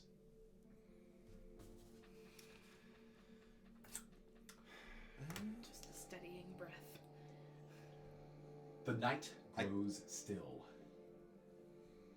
You see as the souls in the sky could give you a 3-minute day. I take my and a 3-minute night. take my camera orb, Yes. throw it in the air so it gets an aerial view of everything that we're about Just to throws out the drone to get the most Just- epic no, action like, shots, baby. like straight up, like Like up here. yeah, straight up, like up Yeah, sure, above, yeah, like okay. like hovering around the building. Okay, All so of you in position. And with that, the Corpseweavers' sounds begin to get closer from a distance of half a mile down to 500 feet, and then 400 and 300. Suddenly, it comes in your direction. And that is where we're going to take a 10-minute break as our players get ready for a fight of flesh against flesh. Don't go away. We'll be right back. Turns out. All right, we'll be back right at 6:10. Okay.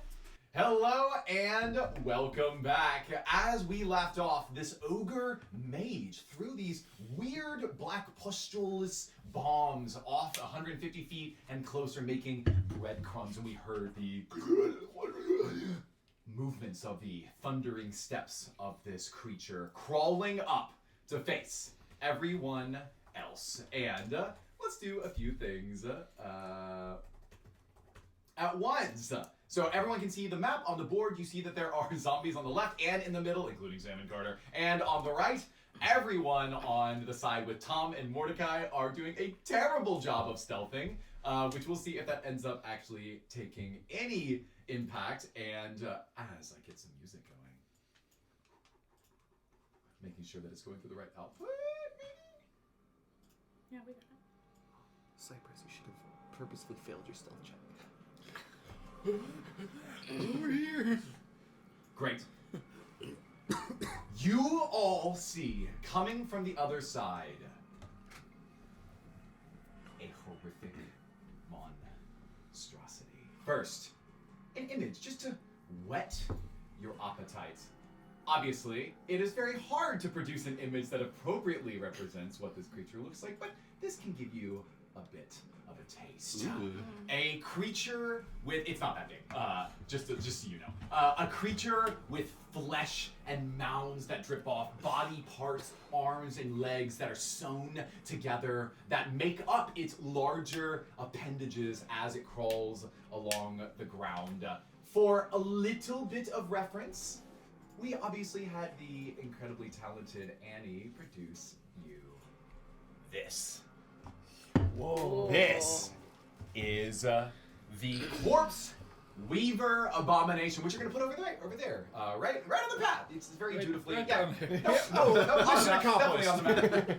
map. Cool. So for those viewing on YouTube, you will just have to imagine that it is at the side that is immediately facing the stony bridge, and as it approaches, you see stacked on the spiny carapace ridges of its bony skeletal structure.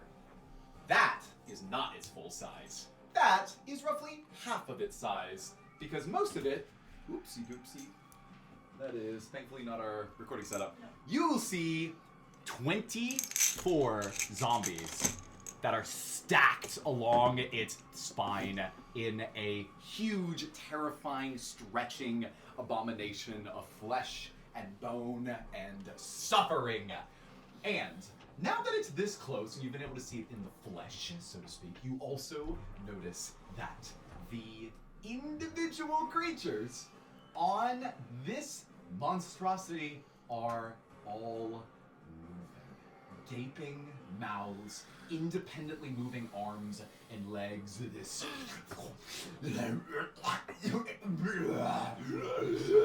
all happening at once.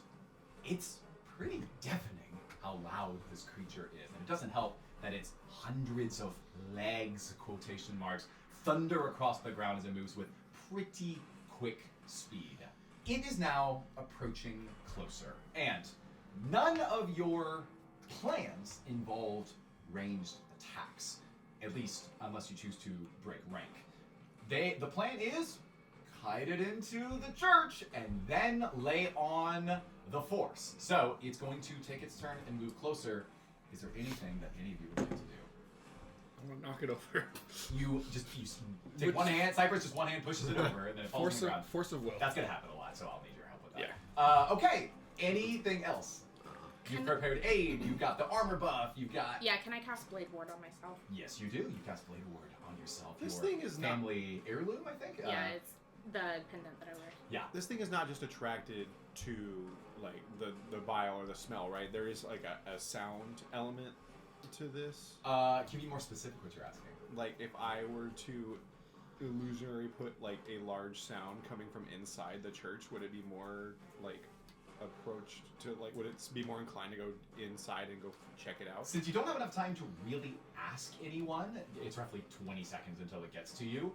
You'll just have to decide if you're willing to do that and find out. Well, we're trying to get in there anyway. I don't think that'll be an issue. Yeah. Better a louder sound than that. Yeah. You can hear some of the zombies in the center of the church kind of mucking about anyways. Yeah. There's an ambient noise to them because they're not trying to Okay, stop. then let's really make sure. I'm going to centralize it. So I'm going to cast Minor Illusion. Okay. And it's going to be not a large sound crash. It's like, I think I can make... It says anything from like a lion's roar, beating of drums. So I can do plural. Yeah. I want to do a large, like a loud choral, like hymn or humming, like noise. Like people in church singing? Yes. Jeez. So you throw this voice over there. What does it sound like? Gentlemen, if you would, and in Ayla, if you do know, if you would please help me in doing the Halo 3 title menu.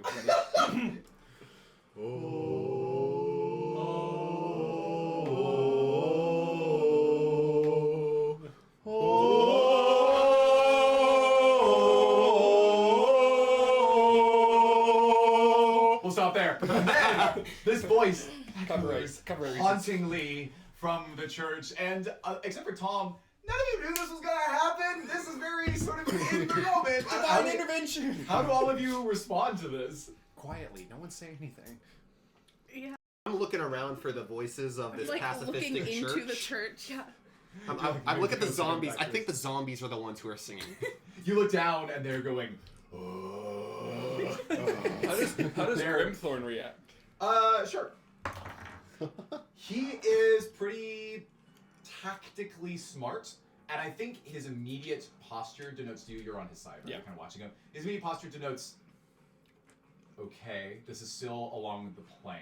This is clearly meant to drive this creature into the center of the church. So let's move on. The creature crawls. Let's go ahead and take it a third of the way across the map. So like right here. Yes, please. And is wading through this creek. It gets to the next of the little pustules and sniffs it.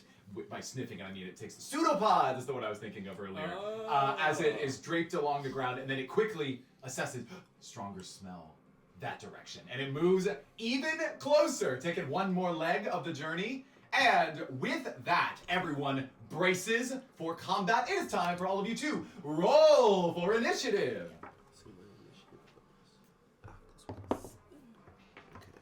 Of course. Got a 10. Of course I use it now. For anyone that is higher than a 20, please raise your hand. Okay, Cypress. I had a nat 20. Nice. Wow. All right. Of course I use it Between now. 15 and 20. I have 15. 15 for Ari. Between 10 and 15. Oh, Yeah. 10 and 15? Yeah, I was okay. 10. 10? Great. Then with less than 10. I got a 7. 7. I got a 6. 6. Yeah. All right, our order is now set. Let's get this battle underway with the first of your necrotic beasts. It lumbers forward, and let's find out what it is going to do. Oopsie. As it heaves itself forward, you hear a gurgling, disgusting sound.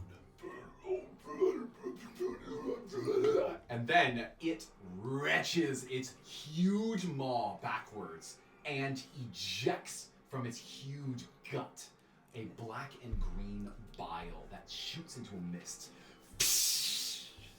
And a cloud of powerful, noxious fumes begins to descend on most of the battlefield. First, let's set the stage.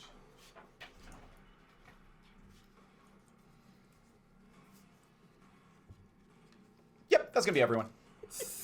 Not even close. It's definitely everyone. We're just going to say it's in this relative. Actually, I need help. Go ahead and put yourselves on top of it.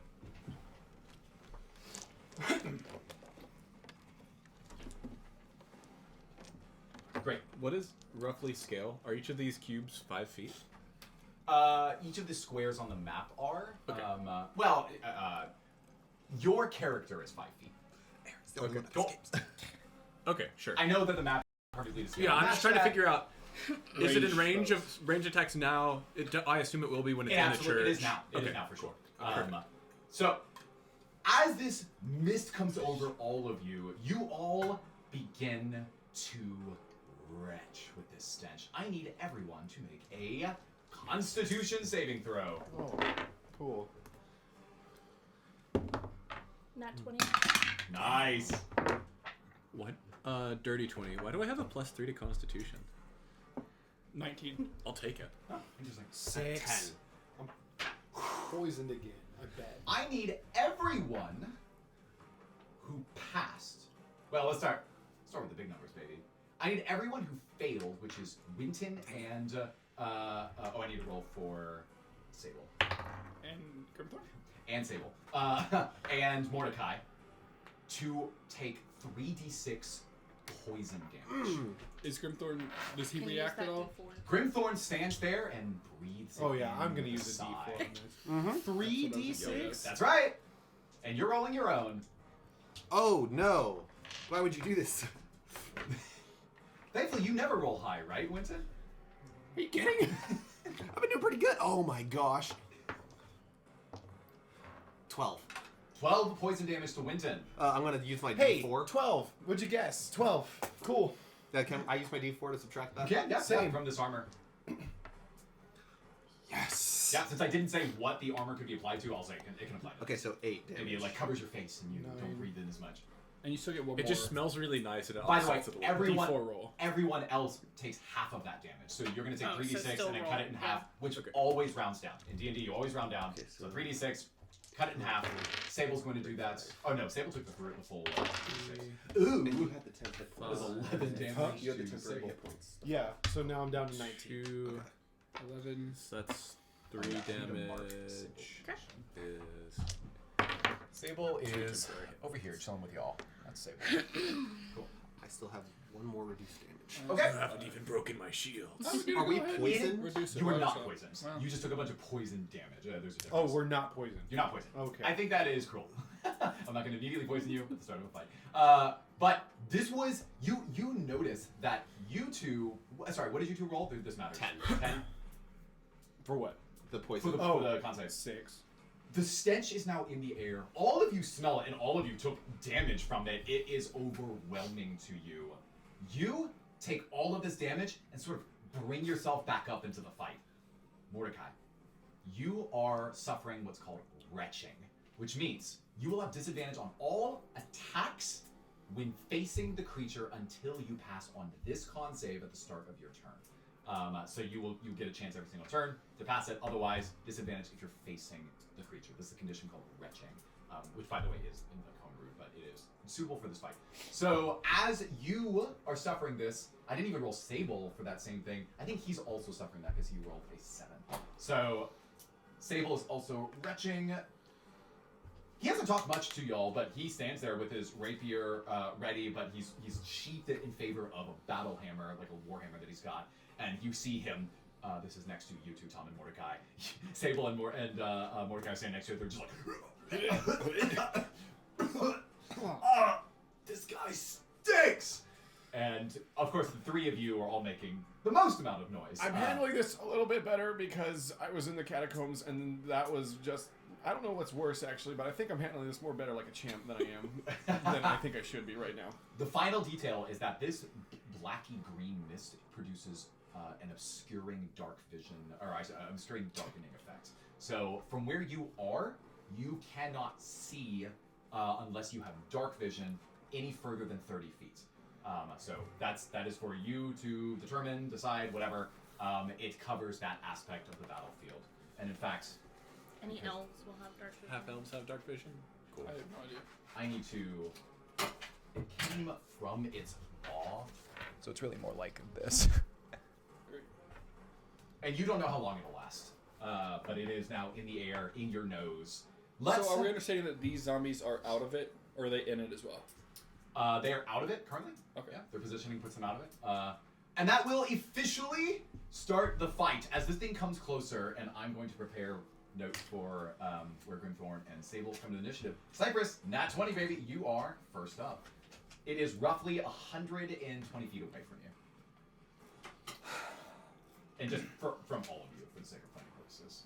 So, I'm gonna say I was convinced to not. Get us all killed immediately. I'm convinced to try to stick to the plan, at least for now. So Can I move but hold my action? Yes. Okay. Yeah, so you need to tell me what you are holding it for. And then you would use your reaction to perform that action before the start of your next turn. So I want to move out of this cloud. So I guess it's back here. Yeah. And then I guess I will just hold like a ranged attack until the monster moves closer. What's the ranged attack? Because you have to declare that now. Short bow. Cool. You do that. He is in range to be hit. Yeah, but I want to let him get closer before Yeah. I start hitting. Yeah, he does this even just on approach. Oh, I didn't roll for him. You ready that action? Okay, cool. I'll just tell you. Great. All right. That We takes can us. kill him before he takes a turn. Cypress, you've taken your turn. At initiative, so this is 20. You were higher than 20. Aries 17, I think. I think it was 17. 15? Oh, well, it doesn't matter. Sable will go near you. All that matters. At initiative 20, this creature then begins to sniff the air. You see as these pseudopods, and then you see as black and red veiny tendrils shoot out from the sides of this creature, and it does the thing you do if you like drop your glasses and you're looking for them on the ground. It pats around in a circumference reaching about 10 feet around it as it slaps the ground over and over again in a rhythm. Now, it's worth mentioning that these tendrils are not like tentacles. They are like human legs with this sharp black tether that literally sews them together. As it slaps these humanoid parts on the ground, and then it contracts them all into their body, and it prepares to move forward, but does not yet. Ari, you're next. I'm also holding my action until he comes closer into the church. Amen. Short bow. Sable also holds his action. Mordecai. I want to get out of that fog. Yeah. Yeah. Tell me what you're doing. I'm moving farther behind here through the church. Worth mentioning. Go ahead and give me that con save at the start of your turn. Oh, okay. 5. On a 5, you still fail, but you can leave this one. Yes, let's leave, please. Cool. Unfortunately, you are still retching. Well, I don't plan to attack right But now. you don't have like obscure vision or anything like that. Yeah. You simply are there. Okay. Cool. Yeah. Winton, on initiative 10, as a legendary action, it is going to move. So, it and it is right underneath the entrance to the nave, the entrance to this thing. What's that black die? That's the camera. I don't think we need the camera. Okay. You tell me if you're gonna do something with it, but it's here. It's over there. Yeah, just put it over. It's aerial view. It's aerial view, exactly. Justin, It is your now new job is pull that immediately thing here. underneath the chapel. Worth mentioning, now under obscured vision. It is in. It's as though it were in a thick fog. If we're But to say dark it. vision ignores that. Dark vision ignores that. Yes. Cool. So that means that Winton, you're next. Wait, so Okay. is it in the church? Yes. Or, so Okay. we So do our action. You can, yeah. If Yeah. you're ready to action, you will use your reaction in order to perform it. So in order, Cypress will go first. All right, so that's And Ari, you can re-roll yours. Why not? 21. Yeah, that hits. Oh, yes, yeah, and then Yeah, it doesn't have armor. It has a mostly skeletal structure, 11. but 11 will not hit. 5. Okay, so you see and let's roll for Sable. Cool. So you see as it enters the church, Cypress, Airy, and Sable all prepare their ranged weapons, and Sable and Airy miss. It clanks off the creature or hits a structure in the foggy mist as it enters the church, and Cypress's shot rings true, striking deep into one of the fleshy sort of multiple rib cages for 5 points of damage. Am I able to re-hide as a bonus action? Yeah, sure. Okay. Why not? Great. Yeah, why not? You can use your bonus action on your held action turn. Okay. Mordecai was leaving, but didn't take an action. Just letting Winton, you're next. Okay. So I can see it even because it's within 30 feet of me. If it is within 30 feet of you, you can. Otherwise, you have to have dark vision. Okay, I'm standing like on the rafters Then in yes, the church. yeah, because I said you were 20 feet up, so you can definitely see it. Okay. It is now underneath you. You can smell it as it approaches. I'm going to go ahead and I'll cast Ray of Enfeeblement on the monster. Okay. Okay, I have to make a attack roll. Let's go. Does a 22 hit? A 22 definitely hits. No, I don't think so. Okay. Black beam of enervating energy springs from your fingers towards the target creature. On a hit, the target only deals half damage with weapon attacks that use strength until the spell ends. Fascinating. Awesome. Okay, so you see as Winton casts the spell forth, you notice that its lumbering limbs, all hundreds of them, they begin to slax as it is now moving in a more sort of laborious way, shuffling around the ground. You can immediately tell, Winton, this thing is going to be a little weaker in all of its physical attacks. Very good. Awesome. That takes us to Tom. You're next. So if I were to cast Dust Devil, would that suck up the stink? Do you think? I'm not even familiar with the language of Dust Devil. Read it to me. So Dust Devil. Choose an unoccupied 5-foot cube of air that you can see within range. An elemental force that resembles a Dust Devil appears in a cube, lasts for the spell's duration. Any creature that ends its turn, that's damage. We can talk about that later. I guess the relevant language would be if the Dust Devil moves over sand, dust, loose dirt, small gravel, it sucks up the material, forms a 10-foot radius cloud of debris around itself that lasts until the... Okay. Yeah, my ruling, yes. Because it sucks up debris and rubble, it's going to suck up the gas and then take it with it because it looks like it's a conjuration that can move. Yeah. So, yeah, you tell me what you do here. Yeah, so my plan would be cast Dust Devil kind of over here to suck up the stink. Yeah. And then kind of push... There's your Dust Devil. Perfect. Kind of push the... run it back behind, kind of push the Corpseweaver into the church some. Okay, As my bonus action. how far can it move on your turn? How's that 30 work? feet? So, 30 feet, and I can cast it anywhere within 60 feet of me. If we're saying that the suck up aura is 10 feet, then I would cast it 10 feet away from myself and then move it the remaining 30 It looks feet. like the radius of the sucking is 5 feet. The damage is 5 feet, the sucking is 10 feet. Oh, you're right. 'Cause- There you go. Okay, cool. That's going to be really big. I guess I was going to give you like a thing you could mark on the map. This bigger is die. roughly... Bigger die. This is roughly a 10 by 10. So if you paint a trajectory with that, then you can tell me all of the gas that it removes, basically. This is 10 feet by 10 feet? Sure. Oh, I see. So I would cast it on top of my, or not on top of myself, but close enough. Go here, and then, I mean, really what I care about is me, because Mordecai's already out of the way. So like, here, and then around to here. Okay. So is am I going like this to try to measure out, or? I'm just saying, that's... wherever it goes, you've removed the gas, so you can mark Okay. it with maybe a pencil, or if you want to use more far. sticky notes, I can give you that. Like you can use this if this is helpful to you. Sure. So then the region that I would care about would be here, and then there. Okay.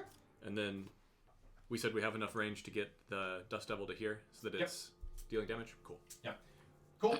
So what's the damage? The damage is a creature that ends its turn within 5 feet of the Dust Devil, makes a strength saving throw. On a fail, it takes bludgeoning damage and is pushed 10 feet away. Yeah, so I'm sorry, I did not read the distance it can move. You summon it on you, and if you move it 30 feet from you, it's going to make it like halfway there. That's fine. So you'll be halfway there. Next turn, you can command it and get Yeah, in position. that's okay. Cool. Then, if I were doing it that way, then I would rather it be... I guess there's a church Get wall the here, so I damage off. can't stick it in the middle. So it'd be, over here. Okay. Roll luck. So you need line of sight. The church is Do I? broken. Yeah, it just Okay, says I see. a cube of air you can see within range. I see, yeah. So church is pretty broken. You can just point inside the church and put it there if you want. Okay, then yeah, I would rather... But it I would won't rather remove the gas have... around you. What do you mean? Oh, you're saying start it Because in you're the not church. summoning it on top of you. I see. So Oh you yeah, can't my anymore. my main goal is to move the gas, so then I'll leave it here. Great. Cool. Awesome. With that, Your turn's over. Corpseweaver does nothing. That takes us to Grimthorn. At this point, you hear the mass of zombies on the inside, Sam and Carter included, begin to make a thronging sort of movement around and towards the Corpseweaver as they're yelling to themselves. But then they start moving to the back of the church, just kiting the enemy to come deeper. On a reaction, this creature is going to do that same maneuver before, slap around with its 10-foot tendrils, and then one of them, well actually, let's roll an attack. Do it. Oh no. Well, it crit. So the way I'm ruling that is one of its tendrils makes contact. It grabs specifically Sam. And another one reaches out on reaction and grabs Carter. And then you watch, possibly horrified, depending on how good your vision is in this cloud, as the tendrils tear through their bodies and continue on to grab two additional zombies. And now it's created a kebab of these creatures. And it immediately, on its legendary action here, pulls them 10 feet closer to themselves. So now, two zombies in the back, and these guys return exactly where they were. Badly damaged as they are skewered and on this black tendril that is held by the Corpseweaver. That takes us to Grimthorn. As he sees this all happen, he goes, "Attack!" Commanding with his Black Jade, and the zombies all immediately begin to mobilize. You see as they begin to move closer to the outskirts of the church and begin immediately pulling on the structure on the inside. You see that soon it might buckle and break. The church itself. Yeah, the actual pillars that were prepared. And because of Tom's work on the dirt, mechanically speaking, this was going to be 3 rounds of them pulling hard and kiting. Tom's help, in addition to Mordecai's helping point out specific points of weakness, is going to reduce that entire round count by 1. So in just 2 rounds, so to be clear, at the end of 2 rounds from now, the church is going to collapse with whatever is inside of it. Make sense? We got 2 rounds to push him in. That is the end of round 1. We reach the top of round 2. Cypress, you are first, and Ares on deck. Pick him up and throw him through a wall. Yeah. Yeah.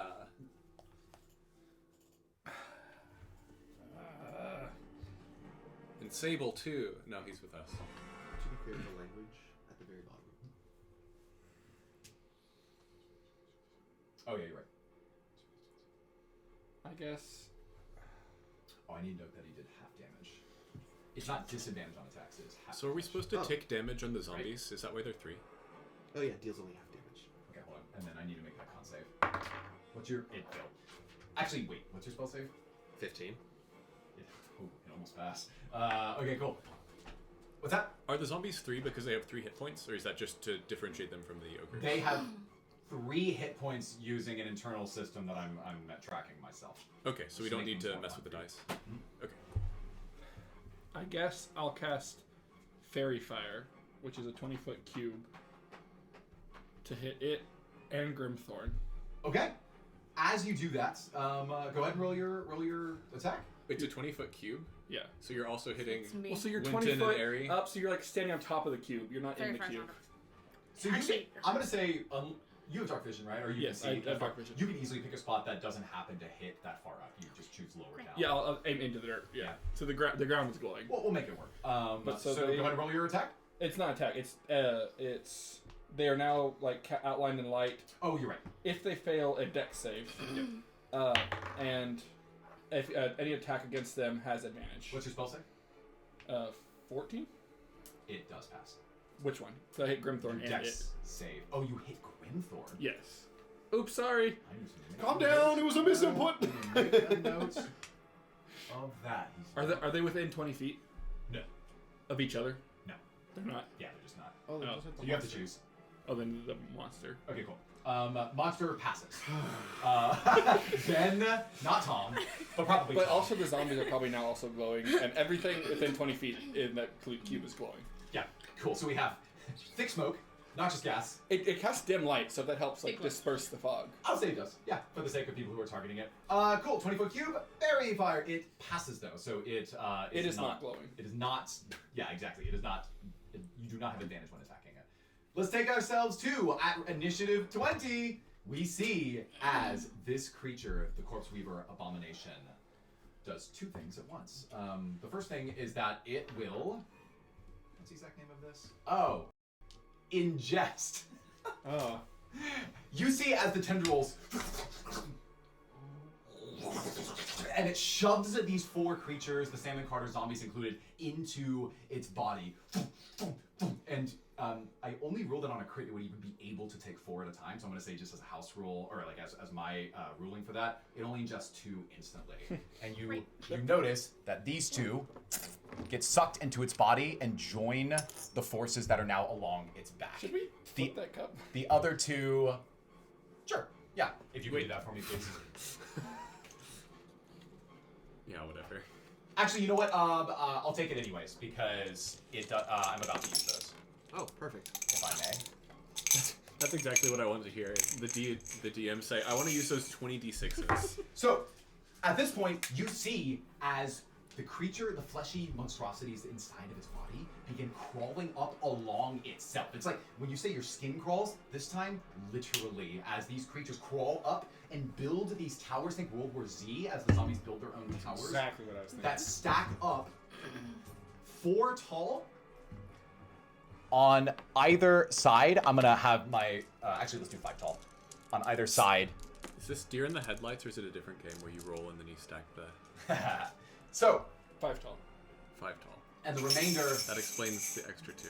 The remainder of these stand on its back just for reference. But you see these 2 towers Build, and you infer. Actually, you'll Got it. do your best, but don't worry too much about it. Immediately, all of you infer that these zombies are about to be commissioned. They are controlled by this creature and are going to be flung into combat against all of you. And then, as soon as that happens, you see. Oh, I'm sorry. For King Grimthorn, I did not. Oh, yeah, no, I did that right. Yeah, they just moved into position. You see the tower fall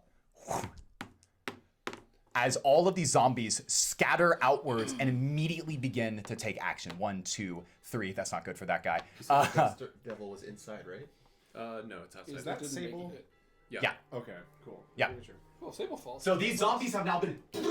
They fall in 2 sort of parallelogram lines that go outward in a V shape, meaning that they are now cutting off certain units as they try to immediately go out and surround you. That's going to be the end of its round at initiative 20. Ari, you're next. Is that Okay. the end of the zombies' turn too? Yes, the zombies act on Grimthorn's. Wait, I'm Okay. next. On No, I win. You win. this zombie. Yeah. So not the Bad zombies. No, bad wait, zombie. he goes again. Bad zombies I go again. act to duh. win. The Corpseweaver want them to. Okay, so its turn hasn't ended yet, so it doesn't roll the Dust Devil save. Okay. Oh, I see. No, it is for the wording of your spell. It is the end of that Its turn, creature's turn, yeah. and the zombies are considered part of it as Okay. they're assimilated. So let's roll that damage. Sure. It's a DC 15 strength save. Cool. I'll say 2 of them are suffering it, so let's roll them both together. They horribly failed, and the Dust Devil, go ahead and take them off the board. It immediately shreds them into smithereens. Good stuff. Is that the end of the Corpseweaver's turn? Yes. They make What's a that con like? save for That raising was people. the D6. Oh, you want this one? Yeah. Thanks. Don't get him mixed Yes. up. Yeah. Cool. That takes us to Ari. You're next. Okay. I'm gonna cool things down in here. I have. So this means the fact that there's these dice while he's doing that means that we get to count how many kills each of us get. And so this is now officially a competition, and I'm winning. That still only counts as 1. So Does I Grimthorn have count as 2 one or turns multiple? Before this building collapses. I 2 of mostly my- have healing Yes. spells Okay, and great. debuffs. How can I Um, participate in this competition? Hit him with a stick. Poor You gotta make Grimthorn's some I think undead. I'm just gonna Grimthorn. take a shot at one of the at the Corpseweaver, I Yeah. guess. It is now. There's like a very fire like light around it, but it does not itself glow. Right. She has dark vision anyway. Can That doesn't count. It threw. I hit that? Yeah. If you want it to count. No, reroll. Yeah, it's fine. Doesn't matter. Definitely, it's 20 something. It hits. Okay. Great. And I was hiding, so that's Sneak attack! Sneak another d6 plus 5. Nah. 16. 16 points of damage. All right, that's really good. as Ares' arrow. And then a rain hide. Yep. Yep. Straight into this creature. Terrifying. And 17 yes. on the hide. Okay, got you on the hide. I will actually have it look for you next time. Cool. Are you gonna stay on the roof? This turn. All right, that takes us to Sable. You're next. I am Sable. I'm gonna go Sable. and stab it with my saber. Sable rolls his con save at the beginning of his turn because he's still retching, and he passes. You see him as he rights himself. He fixes his cap, his very illustrious cap, and he is going to charge in the battle. Go ahead and take that blue die right there, and he's going to dash directly through. I don't know if the Dust Devil is definitely going to hurt him. We'll just say that he can find a way around it. It doesn't matter if you pass through it. It's just if you end your turn. Got it. So he's going to go. Oh, you know what? What am I saying? There's zombies right around him. He's absolutely going to kill those guys. So he's going to. He takes his hammer out and he twirls it in one hand, trying to find the right angle to basically hit just the head. You two observe as you're over there next to him of one of these zombies, and he comes at an interesting angle, which seeks to come underneath the jaw and upwards.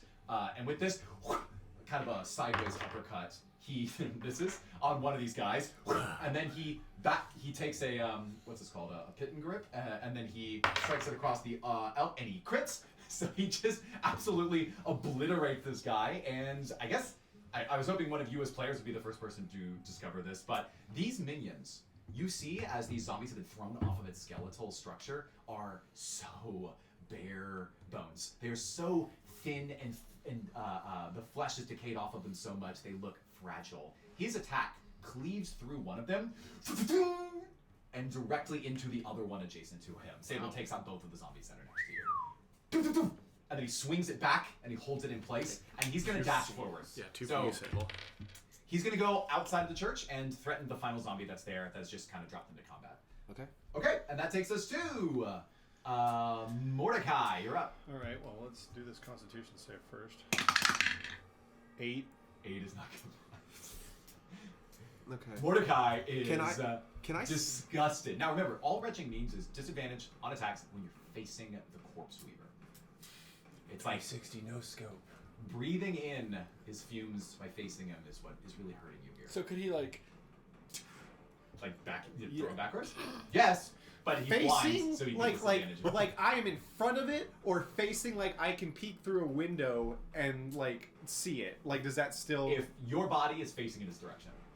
My body. Yeah, if you are.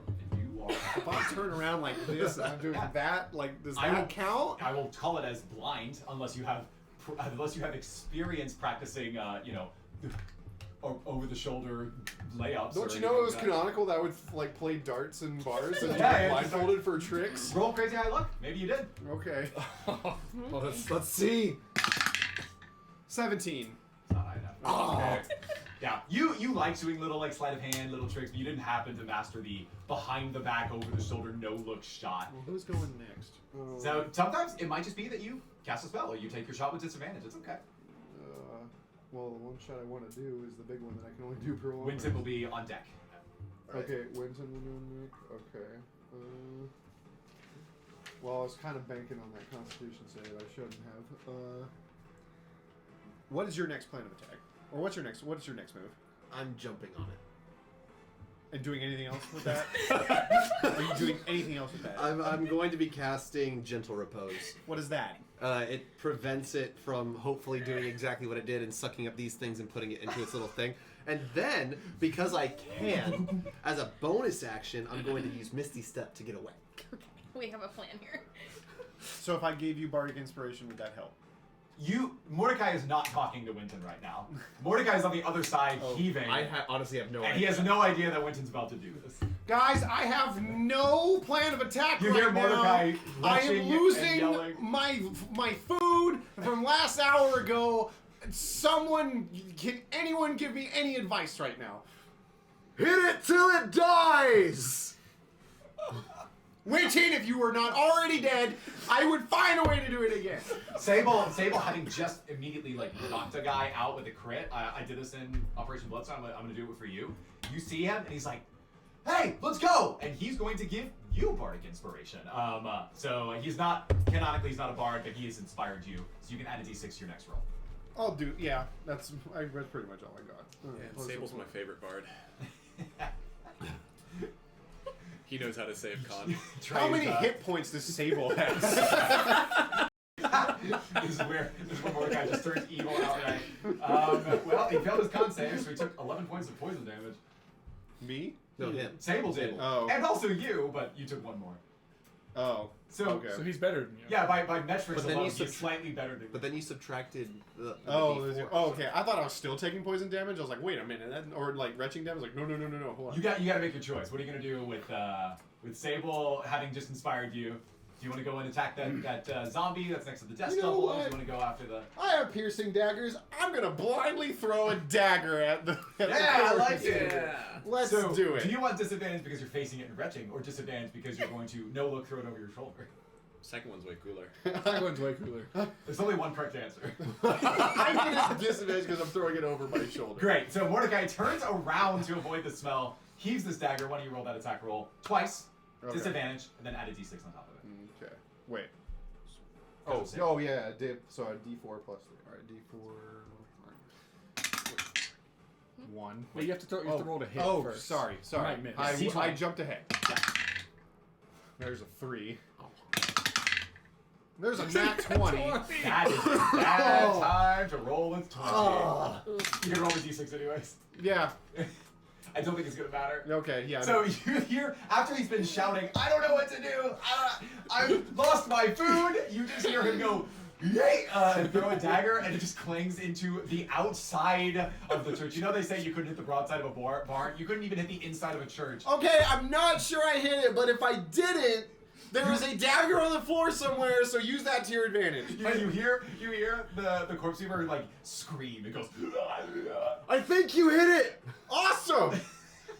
which is funny because at initiative 10, it is going to act. The Corpseweaver, as its legendary action, it of course, and very satisfying, clink clink as these souls get sucked in, and it is going to pounds the ground around it looking for another kill. And when it doesn't find any, it smells and immediately begins to move in the direction of the final 2 zombies at the back of the church. It is now right at the altar. It is at the very center, very middle of the church. Please help.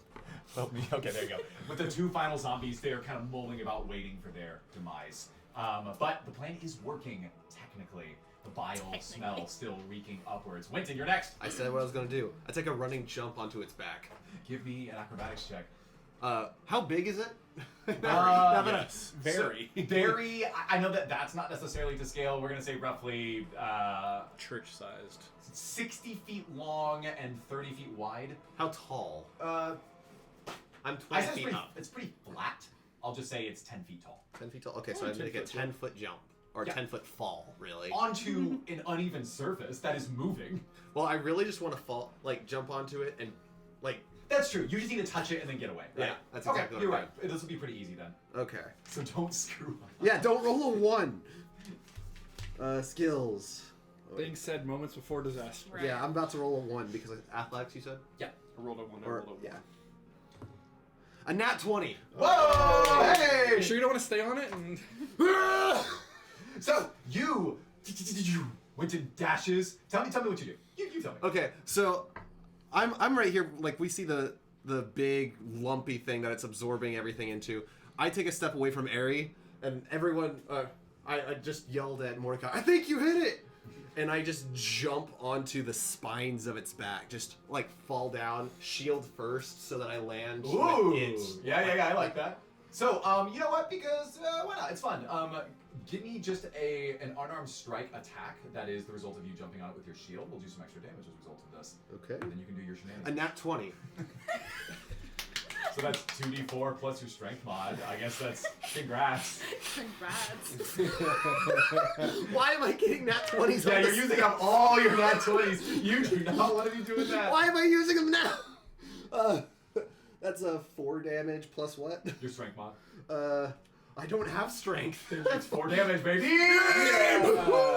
So I just land on its spines and You breaks. hear the crunching noise of And it bone. flips underneath over. you. Human And bone. As you do that, Winton, I need you to make a con save. Can I, as I do that, Yeah. I want to, and I fall, I essentially want to yell out, Grimthorn, I get first blood! And then I land on it. Awesome. That's so tight. All right, cool. You roll your con save first, then we'll do your. A nat 1.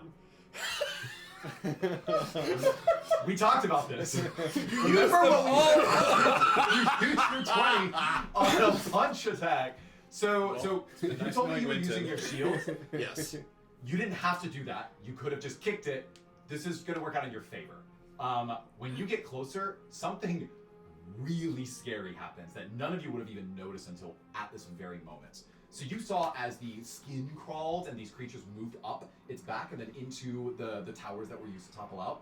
The closer you get to it, you see as the side of its back, the flesh parts and there's an opening that is produced as these creatures independently widen themselves as their arms reach up to grab you, to bring you into their They're gonna hold. gloop him. And when you get touched by one of them, thankfully your shield is in the way, so this isn't going to be as bad for you. But you see a little burst of black necrotic energy explode, and it doesn't look that dissimilar to the necrotic energy coming from your necklace with these black veins. It will, you know what? Because of that shield, why don't you roll luck? We'll see kind of how this little burst of necrotic poison lands. Please. Because it's not an attack roll. This is kind of just a 2 a 20s stat. and 2 A 1s. 2. It unfortunately The dice giveth. you. I'm sorry. This is the theme of this particular segment. Before we go this, Yeah. because I technically haven't done my action yet. Yeah. As it's opening and bringing me in, I'm going to channel my divinity to turn undead. Oh my gosh. Okay, hold on. We'll save that for a moment.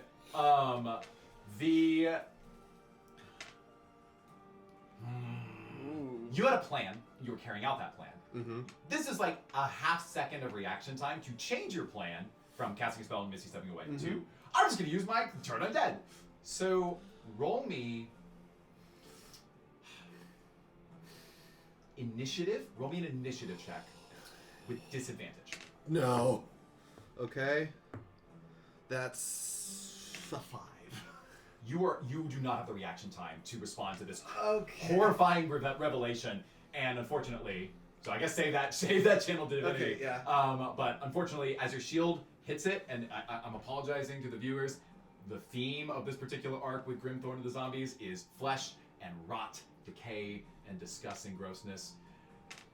Like a black head or a pimple, you see as you make contact, and just the angle of your shield, the way you happen to be leaning, the way that these creatures are moving, you hear a as this bursting black liquid covers the side of your body, and you immediately begin to seize. Necrotic damage shoots through your body, which I'm going to roll for you. Okay. That is You can use the D4. 11 points of necrotic damage. Okay. You have a D4 to use. Oh yeah, I'll use that now. Cool. I'll let you do You that have math. 2 on your own. D4s, right? I used one already. Okay, 11, that drops to 9. Okay, now do your shenanigans. Okay, so it just landed. Oh no, I'm our assuming- healer got eaten. So it He ran straight so at the essentially boss. it opened up and now I'm kind of in a cavity. No. It was reaching for you, so it's gonna try to grab at you. I Talk said about because of that your later. shield, you're kind of like bouncing off of it and popping a pimple of sorts. Okay. So you can still do your thing. Which one do I want to do? I think whatever you planned on doing, you have to do. Okay. Because you gentle failed your, repose. Gentle repose Okay. on the creature. So now tell me what this is, because I don't think the viewers know exactly what general repose does. Okay. And coming up will be Tom. Gentle repose. I touch a corpse or other remains, which this I think counts as other remains. It has remains on it. Tell me what you're thinking about doing. For the duration, the target is protected from decay and cannot become undead. Okay. It also effectively extends the time limit on raising the target from the dead, since days spent under the influence of this spell don't count against the time limit of spells such as raise dead. Okay. I like this. Here's how I'm going to rule this. So it has all of these bodies that it's kind of piled up onto its back, and it's preparing to do what it just did earlier and launch them into combat. I want you to roll me a freaking D8. And based on... Actually, you know what? I'm going to give you a choice. Your goal was to stabilize these zombies so that they wouldn't be used in combat. The ones that are strewn about his back. The ones that were reaching for you just now. If you go all in, like dive in to touch as many of these zombies as possible and possibly get grabbed by them instead of using your shield, I will let you roll a D12 for the number of zombies that you will neutralize. Meaning the number of zombies that are not in the tank right now. D12. Otherwise, D6. Hold on, I think I need to roll concentration because I was hit for a rave enfeeblement. Oh yeah, no, yeah, you're right. That's a plus It is concentration. concentration, yeah. So, 12. So the concentration Or is... does it have that concentration is flat, right? Well, so it's the amount of damage that you took. How much did you take? You took 11, right? Oh yeah, you would fail for sure. Unfortunately. Okay, so it's no longer. Yeah. So the frame enfeeblement just gets deactivated. So at this point, your choice: are you going like in, or are you just trying to touch it quickly and then get out of there with Misty stuff? You say it's a difference between D6 and D6 D12. and D12 in terms of the number of zombies that would be removed from the fight. And for the record, I think they're like 16 or 18 on its back right now. I'm going all in. All in, baby! D12 matters! D12 matters. Please. All right. A 10. Let's go! That is worth it. This is where I have to. I'm obliged to double check it's not a D20. Great.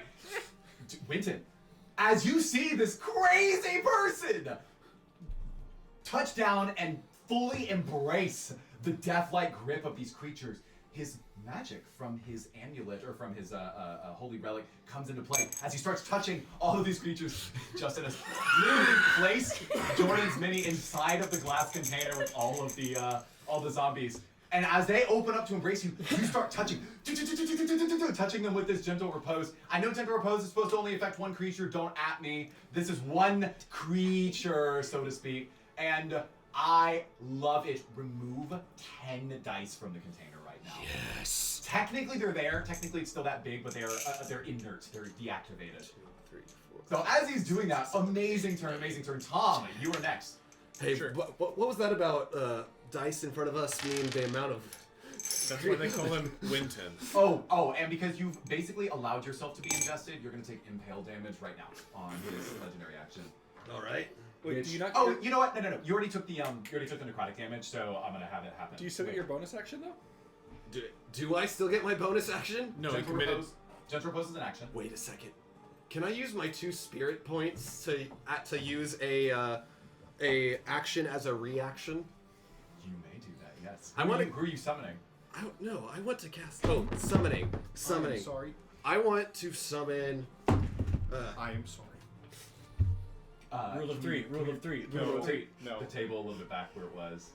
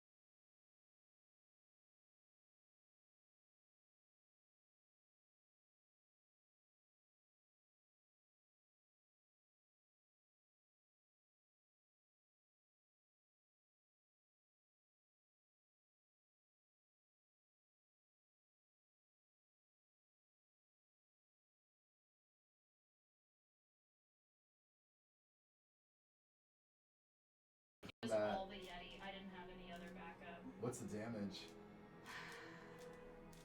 I think it's a good bit. It stopped at 2:30.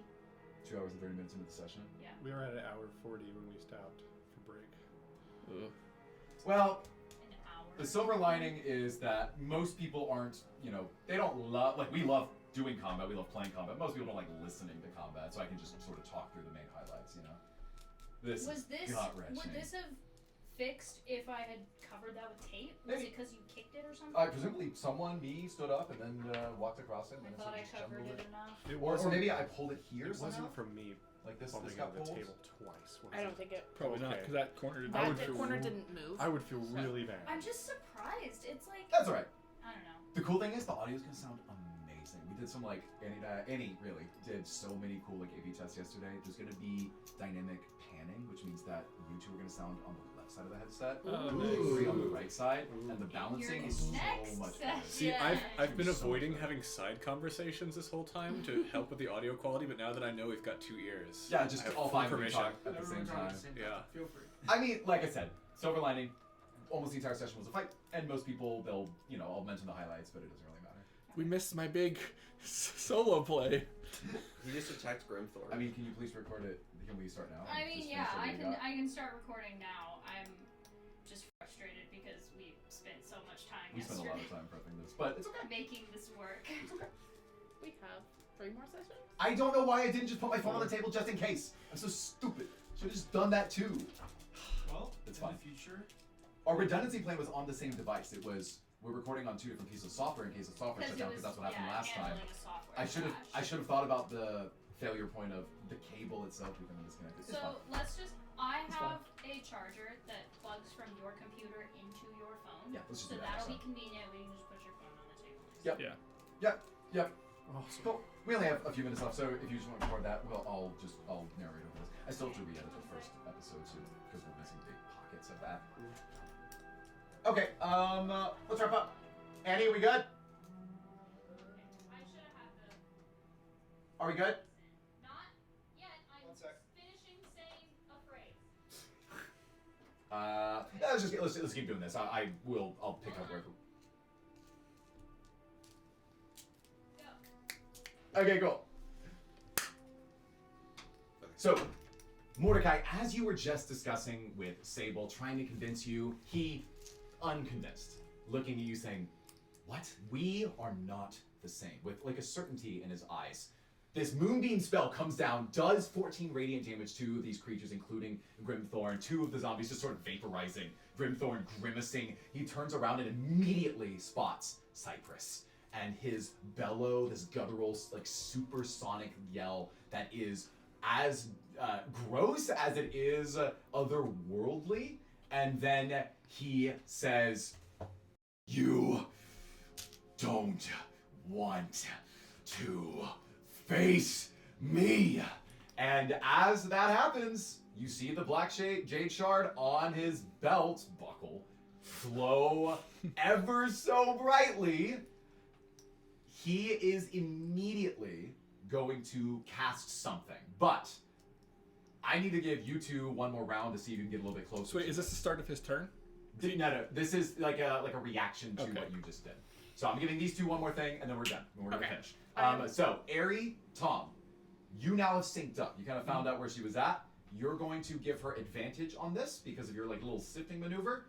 You technically need 2 more successes, but if you Okay. crit, then you will immediately find it. I am still trying to roll lower than. Oh, you're right. Yeah, go roll me perception, and then we'll do the luck thing. So how fast is Grimthorn? Like, if we find this, 60? can we run away, or are we still gonna have to fight him? Because if we're gonna still be fighting then him, I'm just gonna turn around and get ready. yeah.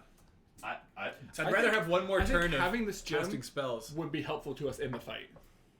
Having this gem will be helpful. for us if we Ari, run it away. is your choice. You Yeah. hear all of this happen. It's I'll not follow a your mystery lead. to you. Okay.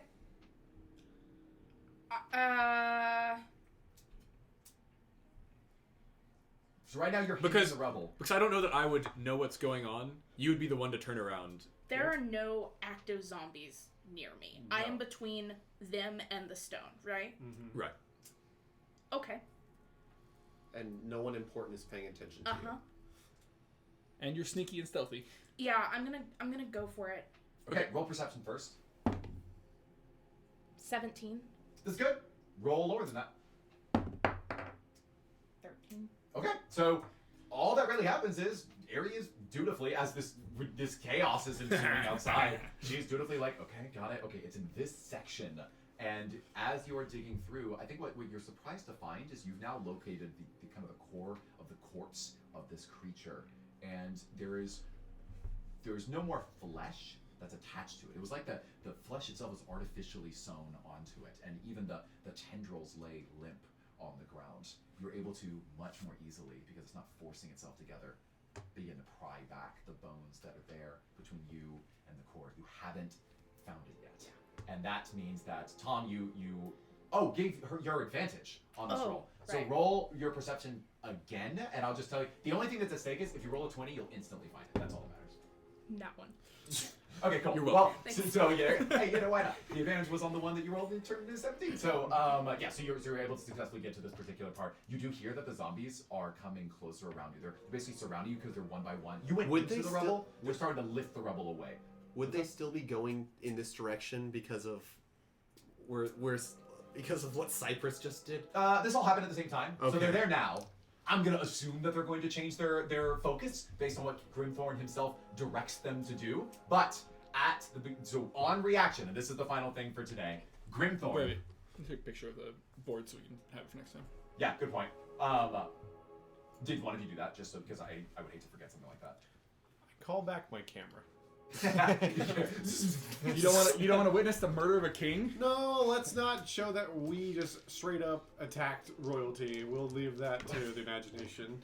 Great. So as this happens, as this didn't do moonbeam anything. comes down, It's on me. as he suffers this damage, turns around, you see this huge spell that he casts, and it was just really funny how this turned out. I need Aerie only to roll a perception check. Oh no. 8. Perception? Yeah, I've got a +3. I rolled a 5. Oh, that's right. Black Jade Shard glows. He shouts, he stabs his spear into the ground, and that guttural bellow roars out, and you see a shockwave of black necrotic energy shoot out from him. But it's more misty than anything else, not the liquidy stuff we discussed. And none of you know that this is happening. But as the DM and as your friends, I might as well tell you. It's probably fine. Yeah, this is definitely fine. In an era long ago, before these lands were owned by Queen Serafra or King Grimthorn or Count Volheim, the feudal lords were smaller. They still had necromantic abilities, but not in such consolidated ways. This church was just a meeting place for one of these lords before walled cities were required, like Widowsburg. And whenever they fought battles, they would, dutifully to the Lord Kellamvor, bury them. Here, under the church. Under the church, that a sorcerer dug the earth from underneath in order to make this structure fall. A church under which a huge collapsing, exploding influence pounded the ground and began to crack the ground, the soft, marshy lands that are underneath it. And underground, what you may not hear is that rows of bodies hear the beckoning call of a powerful necromantic lord, and they begin to, in their soft dirt graves,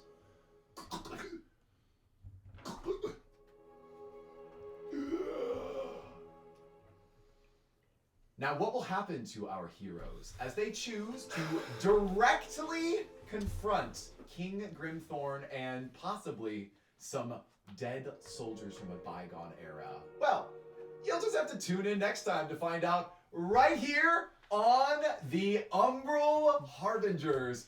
Thank you so much for tuning in to Session 3. Next session, just a week from now, will these 5 heroes make it out alive? Will Mordecai, in fact, charm Sable to go on that first date with him? Will Beatrice have 40 more bodies to add to her collection when everyone returns home? Or will King Grimthorn just have a nice little tasty snack? Tune in next time to find out. Everyone say goodbye! Bye. Possibly forever.